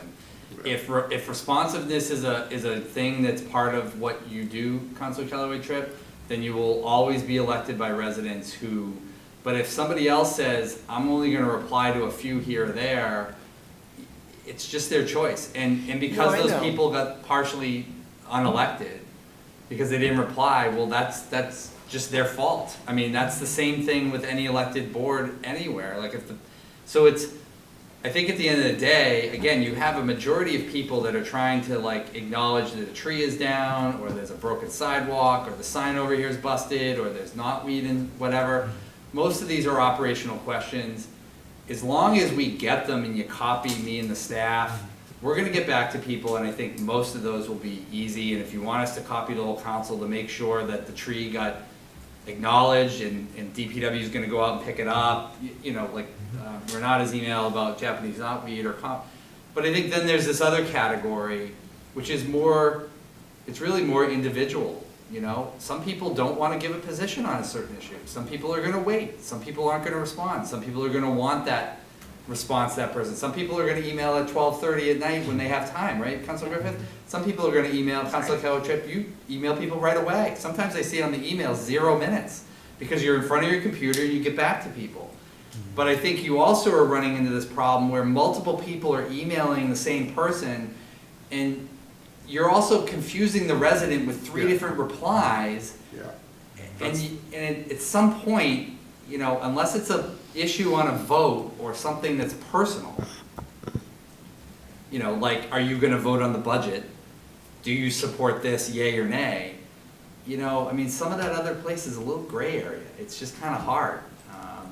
I had an idea too, for like kind of an Ask the Council kind of segment that you could do with like, you know, Franklin TV, or you could do it even just by yourself as an individual counselor and do, you know, frequently asked questions that we get and answer them live via like video or reel, things like that, versus having like a FAQ page for, you know, I don't know what those questions would be specifically for the FAQ page, but things that are coming, that are important, coming to the table, and you just want to address residents' concerns and be there and give another way to show them that you are doing, you know, your due diligence to listen to them, like you, Jane, like you care and that you're taking the time to answer them and that it matters. Not everyone, again, not every counselor is probably gonna have the time or bandwidth to do it, right? But I see both sides of, I see what you're saying, and I it's almost like like being raised by like my parents. They're like, well, make sure you say your please and thank yous, and make sure you call your aunts and thank them for your birthday gifts, because if you don't call them, it's the end of the world, right? I hope they're not watching. But that's kind of like, I get what you're saying, but I think we are overcomplicating how some people may expect a reply all from everyone, but I feel like that's on you to be that person to reply to them, even if they've already had their question answered, and that is just good on you. You know what I mean? Some people may not care, some people do care. But I think also having some kind of other, you know, mediums or vehicles to get information out, like an ask the council, or something like you guys do live or do video recaps of meetings and things like that, is going to alleviate more and more questions that you get, because there are other opportunities for residents to ask you questions in different ways where they can reach you. So, and like the office hours, like all those things. I mean, how many questions do you guys get that you're really like, wow, this happens so many times that we just have not been able to get on the same page with answering questions? I mean, how many, like Jamie had said, you guys don't get nearly as many emails as the previous councils that have been here, and you answer them, and everyone's, you know, it's less and less people that you're getting complaints from, right? Mm-hmm. So I think you guys are not acknowledging that you're doing a really good job of answering the questions of the people in the community and being there, and, you know, the other things you can do are just get out into the community and ask them what they want, you know, and that's gonna also alleviate emails that you're gonna be getting and then having to figure out who's answering this question. So that's my 2 cents. I am delighted to learn that, shame on me, turns out we already have an FAQ page. But not for the council? No, it's how do I pay my city water bill? Oh yeah. How do I enroll in Franklin's municipal aggregation We program? have a normal FAQ page. When do I get a permit to burn brush? Yeah, I thought you meant for like the council though. I was Well, I confused. mean, I think people that respond to us for the town, for the whole town. I mean, these are the kind of questions we probably will get. Oh, we haven't gotten any yet. Well, I don't know. Was doing such a good job of getting that communication out there. So They're aware of FAQ. Yeah, It's but better than we are, I guess. apparently, there's a Franklin Library. There's a section for each department. So maybe we just got to expand it and. or maybe you just need to point people residents to into it. the direction Yeah. that there is an FAQ Yeah, page. or maybe point myself there first. All right. The only other thing I wanted to say is that I think that this method, this 2-tiered method, might actually help solve they're not getting a response problem too, right? Where if we're not seeing someone has responded and sent them to the right place, then we have to assume they're not getting a response. Instead of going, oh, well, there's 9 of us, someone surely has answered them by now, right? So I think that this way would be hopefully better at making sure that someone is getting an answer or getting directed to the right place. That's my thought. I will say we have talked about the liaisons, like having a liaison for different segments, and I did kind of draw up like a sample. Honestly, this feels more complicated to me, but I know that we've talked about it a couple times. So if you're interested, the 9 kind of groups that I made were like 1 for general government, and town administrator, clerk, board of assessors, you know, and then finance and budget. So you've got treasurer, collector, finance committee, public safety, so police, fire, animal control, emergency management, board of health, public works and infrastructure, so DPW, building and inspection, zoning board, Land use, environment, and sustainability, so we got conservation and historical commission, design review, education and youth services, so schools, rec department, library, human services and community well-being, so senior center, veteran services, housing authority, economic development and business support. So like economic development, like subcommittee, if there something like that, downtown partnership, the cultural council possibly, and then like recreation, arts, and community life. So that might, cultural council might fall into better into that. So I actually think this is more complicated, trying to take every department and every board and committee and putting that into like 9 groups, and we could each be a liaison. But we brought it up a couple times, and so I wanted to see like if we could do it and how that would work. So this is one out of, I'm sure, a dozen ways we could do it. Whatever we feel is like the best way to handle this, I'm fine bringing to larger committee. I think this sounds more complicated than like kind of this 2-tiered email approach that makes sure someone gets an answer. But that's my 2 cents, and I would love to hear thoughts from other people. Yeah, I think if it's fact-based, like, if there's an answer, we send it to Jamie, and if it's opinion, we can answer it ourselves. You know, but when we send it to Jamie, everyone knows it went to Jamie, and then Jamie responds, we all get the same information, so that's the other, concern that I have, is that, we're all saying different things about something that's like a fact, It's like, hey, when do taxes rates change or something like that? And they're given 3 or 4 different answers. When there's only one answer, he can give the answer. And, but if it's opinion based, then of course we can all answer that. And I think that might be the dividing line. I think we just have to kind of work on the rules of engagement, so everyone knows. Maybe, people sit back for a couple of days because maybe there's an early one and maybe Jane's always the early one in. Everyone else sit back, wait, with your rule, wait a couple of days, wait till somebody responds, and then you can If they're say emailing thank at you. 12:30 at night, I'll get them. I'll be Right. first. And you can say thank you, and I see you got a response, thank you for writing in, you can still answer the resident's email, but, and everyone's on the same page, which I think is a good thing, and we all have the same information. Yeah, and people can reply back with it's not an open meeting law violation or anything to say if you get to your emails because you're busy and you're whatever, and it's late at night, and somebody, thank you so much, Brutus, for getting back to them. That's not no one's coming down. It just gets a little too, you don't have to walk on the edge that much. If you just thank somebody for getting back to them with a nice extensive answer, people can email back to that and to reply to all. I think you'll find that most people are going to be fine if I copy the entire town council as a CC, not a BCC. And at least we know the tree got picked up, the thing got moved, the park got mowed, whatever people are complaining about. I think then when you get into a split tax rate question, well, that's going to be more personal between you and the citizen, right? That stuff you should not be replying to all. That for sure, right? So I think if you also split up the committees or the departments, then a lot of the other counselors don't get the benefit of learning about those issues too. And I think, and then you kind of lose capacity, and it becomes well, now I'm a citizen, now I know Max is dealing with the DPW, well, I'm only going to email Max, and the rest of you don't get the benefit of seeing any of that information. So Jamie, when I sent you that email today, when I replied to her, and I copied you on it, if I had said what I said in that email and did a reply all, that's not considered an open meeting law violation? If you copied everybody, it's fine to copy them on that first email. But once 2 or 3 others start opining and replying to all, that's when you have a problem. Right. If they're talking about the topic, but if they replied all and said, thank you for getting back, Jamie, thank you for getting back to them, Correct. that's not. It's the same thing with setting up dates for a meeting. That happens all the time because you have to kind of email reply to all and be I'm good with that one. Oh, I can't do that meeting. I can't do that night.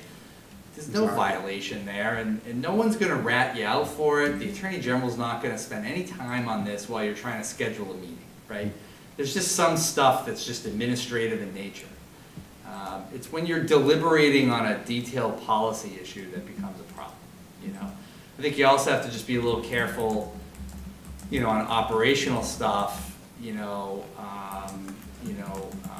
I think to Councilor Grella's point, like, look, you know, we thank you for the request to take down the tree. We went out and measured it. It's 8 feet on the property. We only have 3 feet. Those are facts, right?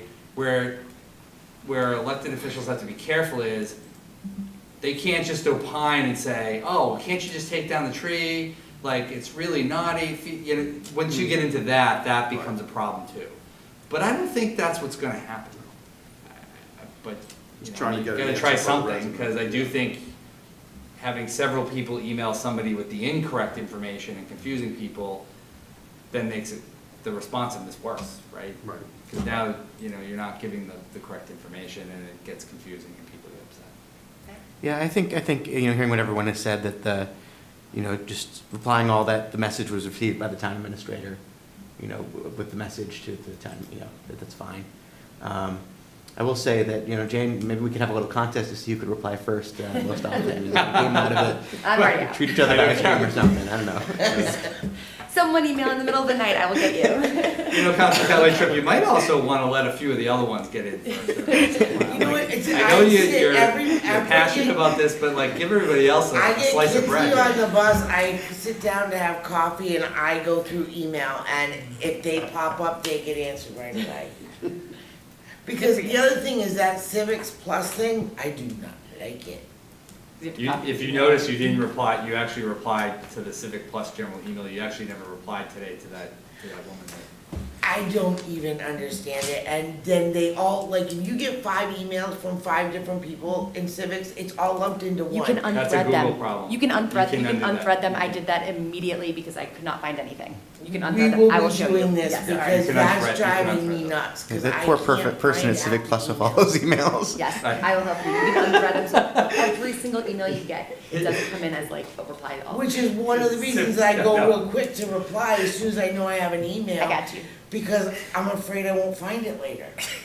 I got you. I'll show you. Yeah, you have to unstack them, Yeah. essentially. Yep. Oh, you have to take it out of We the know what kind of conversation issues mode. I have with the computer. So, can I make a suggestion about this? That we take these 2 items here, the town council answers emails and procedures for emailing residents, and that we, you know, kind of draft some rules Yes. around that, and then, you know, then we can vote on them, I guess, or take Yeah. it back to the town council. I think that sounds like a great idea. Okay, so we have, you know, a handful of things. Are there other things that we want to, so, all right, just to be clear, did we decide that the liaisons to town departments, that's something that we don't want to pursue? I think so, yeah. Okay, all right. All right, we've already talked about office hours. Town council meeting recaps on social media. So I asked Liz to draft a template in Canva, as we've heard is the best possible way to do this. I love Canva myself. I was very excited when it came through on Canva. It's not my best work.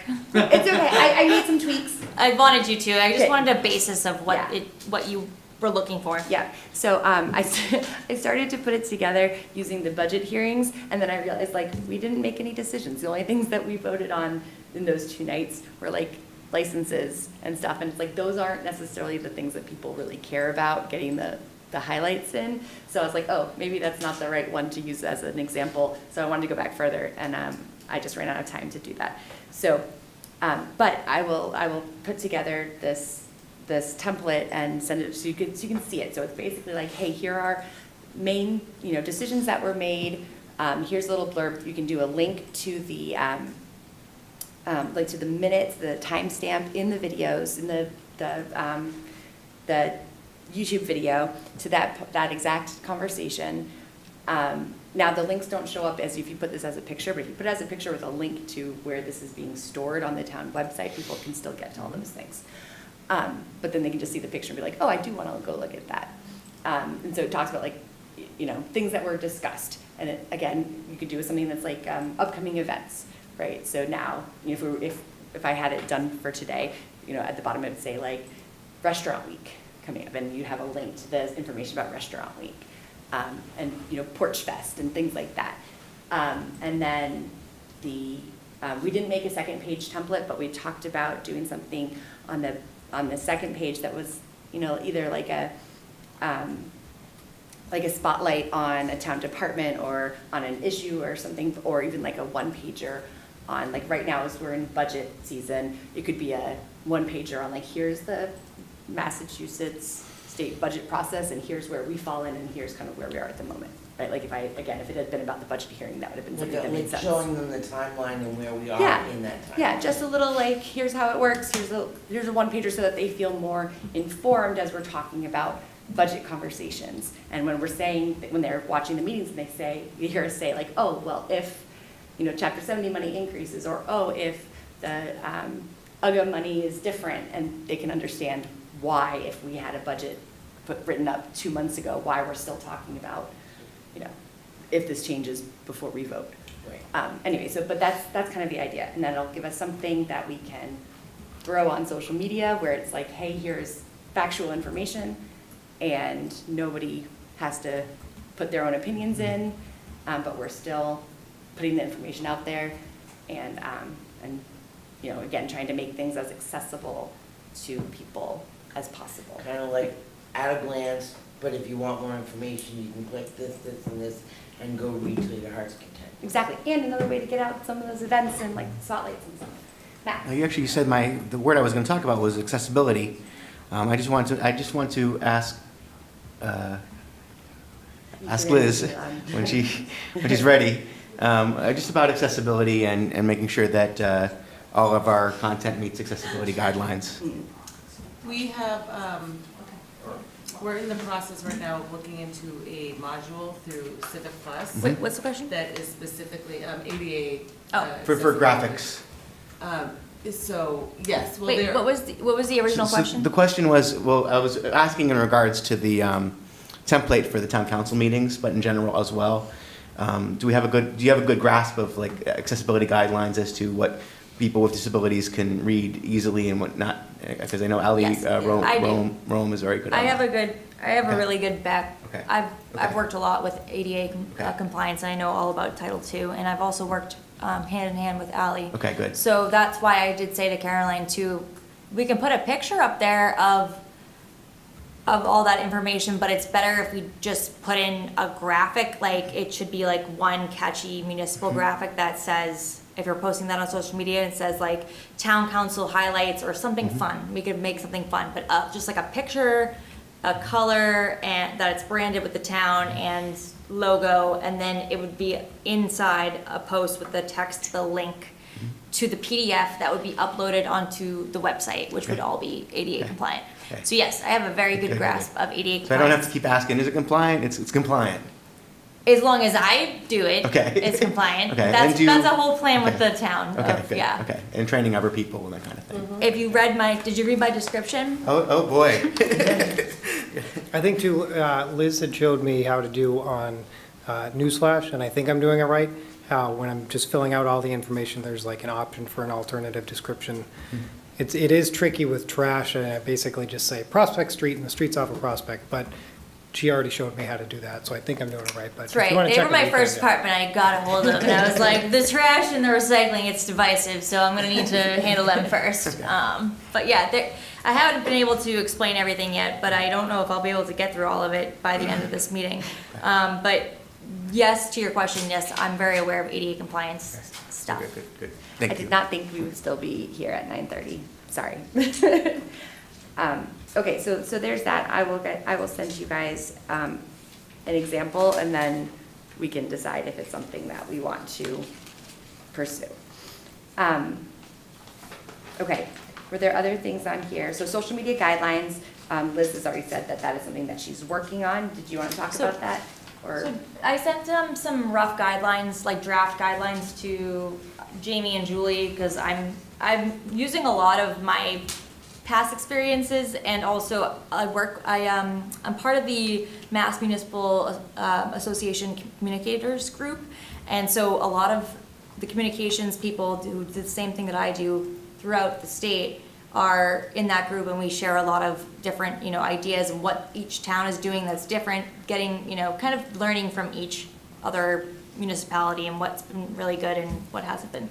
So I have written down and I've amended some guidelines for elected officials, but I've also did staff updated social media policy and also a staff social media moderation policy. So there's a few different ones, and then there's also going to be a best practices too for social media guidance. Well, I hope the communicators group has a good community newsletter.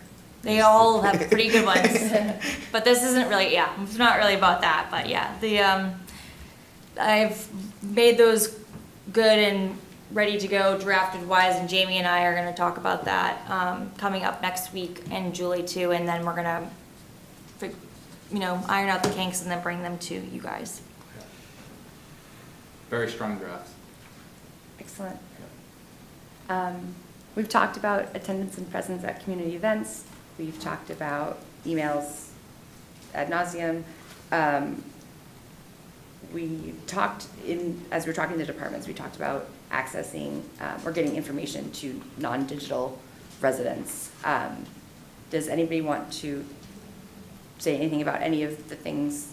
One thing we didn't really talk about was analytics of newsletter, social media. I mean, yeah, let's. So that is something I'm trying to get from IT. It's been a bit of a struggle, so I've still been waiting on all of that stuff, and it's something that is part of my plans. So in measuring and tracking the insights and analytics, so definitely part of the plan, just kind of on hold at the moment because of Civic Plus and. I mean, this is a work Challenges. plan. It's not like, hey, here's 13 things that we have to have accomplished by tonight, right? Right. So that's not what. I hope you didn't think. I that just was want like, you guys to Liz, know you need to give us I'm the very answer aware now. of it. I'm on top of it, but As long as it's not civic minus. it's gonna be civic divided No, that's the wrong way. division. Civic we don't want something. The only other thing that I think we talked about at our last meeting that I didn't see on this work plan was we'd come up with the idea of doing like really quick spotlight videos, like 30-second, 60-second video or whatever it is on like, hey, here's a timely subject. Again, little quick informational bit, and then getting that out. And then with accessibility in mind, closed captions if possible. Okay. Or at least, or anyway, but so that's another thing that we talked about. But Well, I just want to ask, I just want to make sure people see, if we have videos, people see them. I know sometimes, a lot of times you have this content and then it doesn't get watched. So in your experience, when you have these kinds of short clips, are they able to get the reach out as much as you'd like? I think that if you're gonna do a short clip on, say, a video, what kind of video are you talking about? I think it'd be better if you were to do like Caroline leaving a meeting and being like, so this is what we talked about tonight, doing like a selfie, like a reel, and then being like, here are the main points, blah, blah, blah. I think that's way more engaging, and I think you'd have, and posting it on your own socials, we could repost it as a town and then to our audiences. I just think that is a better way to engage with the audiences. Instead of them reading something that's long and dry, or having to go to YouTube, or clicking a million different links. If they decide to do that, they can absolutely do that. Like you said, read your heart out, all the information. But I think like short videos from you guys, and it would help you establish those relationships and build strong relationships with the residents and stakeholders. And also, it makes it for more transparent and real, like organic. So it's not like you're just a talking head, you know what I mean? You're actually there and you're willing to talk to people, be there. Like, it's just another avenue instead of email, That's my thought process, and I had spoken to Jamie about it and Julie, and they both were like, it's a more personal kind of feeling that you get when someone is actually speaking to you. It's 30 seconds, it's a minute, and they don't have to watch a 3-hour meeting.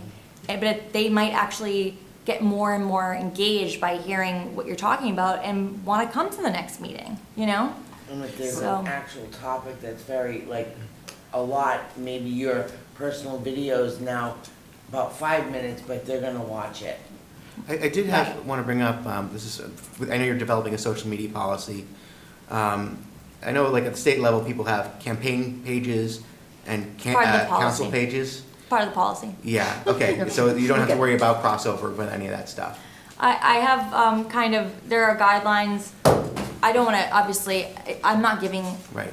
elected officials, and not just you, like school committee, I'm not giving elected officials a policy, but I'm going to give guidelines where it is, these are best practices. It's also for your own benefit to know kind of where that line is. No, but I guess I'm saying is if, you know, I do a selfie in the town council, you know, and about a town event, but it's on a campaign page, you should not share that because that's a violation of the You shouldn't be on a crossover. campaign page and Yeah. talk, yeah, so Right. there's things that we're gonna go over. Okay. The only other thing is, I mean, I don't hope this isn't like reiterating Liz's point. So my background is in like adult education, and so that was, again, kind of the idea here was like people learn things in so many different ways. And so someone might want to look at a little graphic and be like, that's what they talked about, cool. Someone else might be like, oh, I'm really interested in that, let me click this and watch the whole 4-hour-long meeting, or follow these links to learn about these different things. And someone else is like, listen, you've got 90 seconds before I am done, like, talk to me, and maybe I'm gonna pop it in my earbuds as I'm walking No, the dog. or my something concern like is that. the town should not be supporting someone who is a candidate. We're definitely not doing that. Yeah, okay, So. yeah. Okay, that was. Even if they're also a counselor, is what I'm saying. We, Yeah. but the idea that she's bringing up is totally different from what you're Yeah, saying. no, yeah, yeah, I mean, it doesn't even have to be us, like, I mean, if it is us, great, but the idea was not necessarily like, hey, I'm gonna talk to you, so vote for me. It was, like, Yeah, I know, hey, I know. here's, yeah, okay. I don't think you're, I don't think you're talking about me specifically, but just that the idea is, like, hey, here's a topic, if we can get it to you in 90 seconds and you don't have to read something, because you don't learn that way, then here's another way we can reach people. That was the idea. Okay. Is there anything else on this work plan that anyone wants to discuss or add? No, there was just one line, a desire to address misinformation on social media. I think you should just Yeah. strike that. And the other thing was just listening. Yeah, the call, so, and again, that was another thing we did talk about, so, hang on, to hit Jean's comment, yeah, that, I think we should strike that one, the town council member, no, wait, that's the wrong one. Desire to children are address getting misinformation on the restless. social media sites, I know. Acknowledge trusted sources, use FAQ page, because we talked, there is an FAQ page already. The savings page does exist for, I mean, that was a good idea, I like that idea, it does already exist for the seniors, but maybe, expanding it, for other groups. But I do think there should be a method for, you know, the town does have feedback that needs to be brought up the chain, that there should be a method for that. But that's where the guidelines are gonna come in. And those, the whatchamacallit, the template.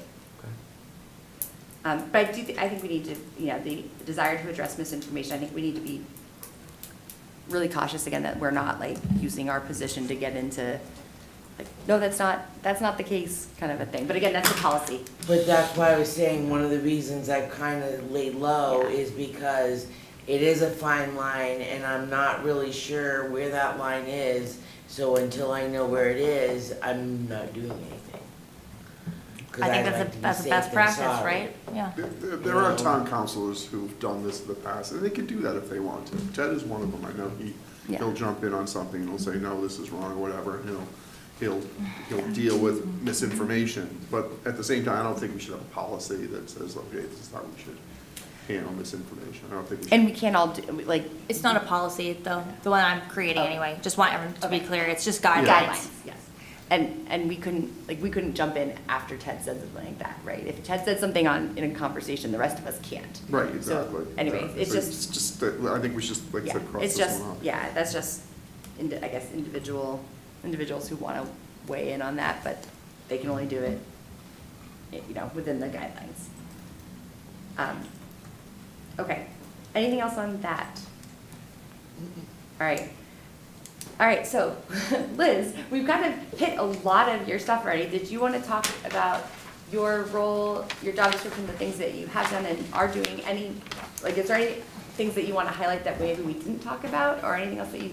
I mean, you have the document, so I don't want to like go over absolutely everything that I'm doing, but everything that we've talked about via social media, right now I'm establishing a baseline with all of the different departments. And I am meeting with all of them, seeing where there are gaps, seeing what they're doing, seeing how we can improve. I'm creating different kind of workflows and protocols for, creating content, having it be ADA compliant, having it be accessible to, are we reaching the right audiences, and how can we reach those audiences, and thinking of different ways to leverage our partnerships within the community to get word out there. And these are kind of this is like the tip of the iceberg, because those are things I might get to actually like way later down the line, because right now it's kind of figuring out the protocols I need to put in place and streamline communications, and to make it so that we're all kind of on the same page within interdepartmentally. So a part of that is revamping the social media policy, kind of understanding the different vehicles for communication that we already have, and hearing all of that from our departments, it wasn't even all of our departments, was phenomenal, just to know how much they do. And I'm grateful, because that's a lot of what my job is, but they're making it easy for me. So I'm creating kind of guidelines for best media practices, website information, and making sure that information is accessible. It's not only ADA accessible, but I can actually find things on the website that I need to. So all of that is the digital part. There's a media relations part. My background is media, working in TV and radio. So kind of creating those relationships, which I already have, but maybe strengthening them with local media, and also getting information out that we have in town, like our departments, the amazing things that they do every day, and our boards, committees, commissions, and highlighting those things. So sending that out to the media and creating that kind of that two-way communication, as well as with residents. That's the biggest goal for me right now. Not right now, but for me, one of the biggest goals is to have that two-way dialogue and have an open kind of communication system, so people are able to reach out to us, get an answer, be transparent. So all of these things play into those larger goals. I won't go over all the things I do daily, and like the larger things are crisis communications, making sure we have a good crisis plan for when there is an emergency that comes about, and how, what is the stream of communication, and making sure that we're aligned on all different platforms on social media, especially because you don't want having one person saying something different from what the united kind of message you want to send out. So I've upgraded our buffer account, which is an account on social media, which allows to have multiple different social media accounts on there, so you can post across social media accounts. So I have access to the police, fire, DPW, recreation, all of the different departments. I believe right now I only have about 5 in the towns, but I'm working to meet with each department, get all that information, so I'm the keeper of that information. So streamlining that, and other stuff that I have been doing is really helping with different departments and what their needs are, and if they don't have the capacity right now to help them. If there's a board, or commission, or committee that needed something done, they should have a department person to help create different branded content, and it should be all from the town. It should be all ADA accessible. So if they don't have the capacity to do that within their department, I can help jump in there. So it's really kind of determining where I'm needed too, and where we can kind of put different workflows in place to alleviate those kinds of requests that people have, and just streamline internal and external communication. So yeah, that's kind of the gist of it. I don't want to keep going, because I feel like it's just me saying a bunch of stuff that I feel like we've talked a lot about. But the analytics is a very big thing that I want to know. It was the first thing I asked Tim about and IT, And it's just between Google Analytics and Civic Plus, it's a very challenging situation. So I want to be able to have something for you guys to see, so you can see the measurement of the different engagement that we're getting and the reach, and see where we're performing well. There are different, I actually created a list of things that I want to do with the town council, and ways that we can kind of get you out there more, and again, create more avenues for people to reach out and get in contact with you. And so you're kind of breaking down that barrier where it's you're behind here and they're in the audience kind of a thing. So there are a lot of things I want to do, and I'm sure we'll talk all about it, but I think this is going to be a really healthy kind of working relationship, so we can bounce ideas off each other. But for the most part, a lot of the things that we've been talking about, I've already thought about a plan. So all of it's going to go into my communications strategy for the town. It's going to be town-wide. And I think kind of doing the SWOT analysis right now of getting the weaknesses and where we can improve and what we're doing well, and that's all part of what's going to build or be the foundation of this plan. So I think unless you guys have any questions, you can definitely read all this stuff that I have in here. But yeah, Max? Yeah, so, I'm rambling. 10, 20 years when you want to move on and do something great, something better with your life, or no, I'm sick, keep saying, put it in front of my mouth. But you want to move on. Do you have a transition plan? Are you delirious? It's too late. Do you want to have a transition? Do you have a transition plan for so that they're not going to be left hanging, being locked out of all the social media accounts when you move forward? Yes, I do. I want to empower. I call them my staff. I want to empower the departments and all of the employees that I work with to be able to do these things by themselves. And that's why we're going to have trainings. I want to have a giant training with all of them in the fall to go over everything. And then I want to be their support.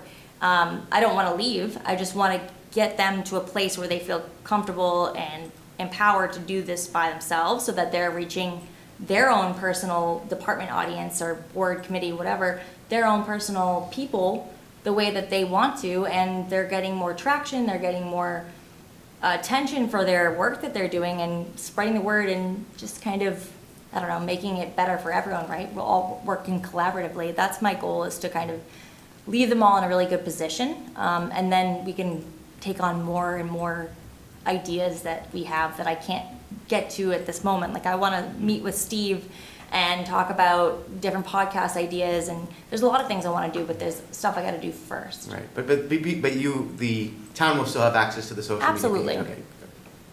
I am the gatekeeper, though.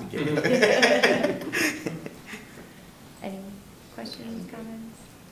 Yeah, sorry, I didn't give you any tangible things. I was like, I do all this stuff, but yeah. No, you do a lot. Well, it was helpful to have this to be able to read through beforehand too as well, so thank you. No problem. Okay, so then the very last thing is selection of next meeting dates.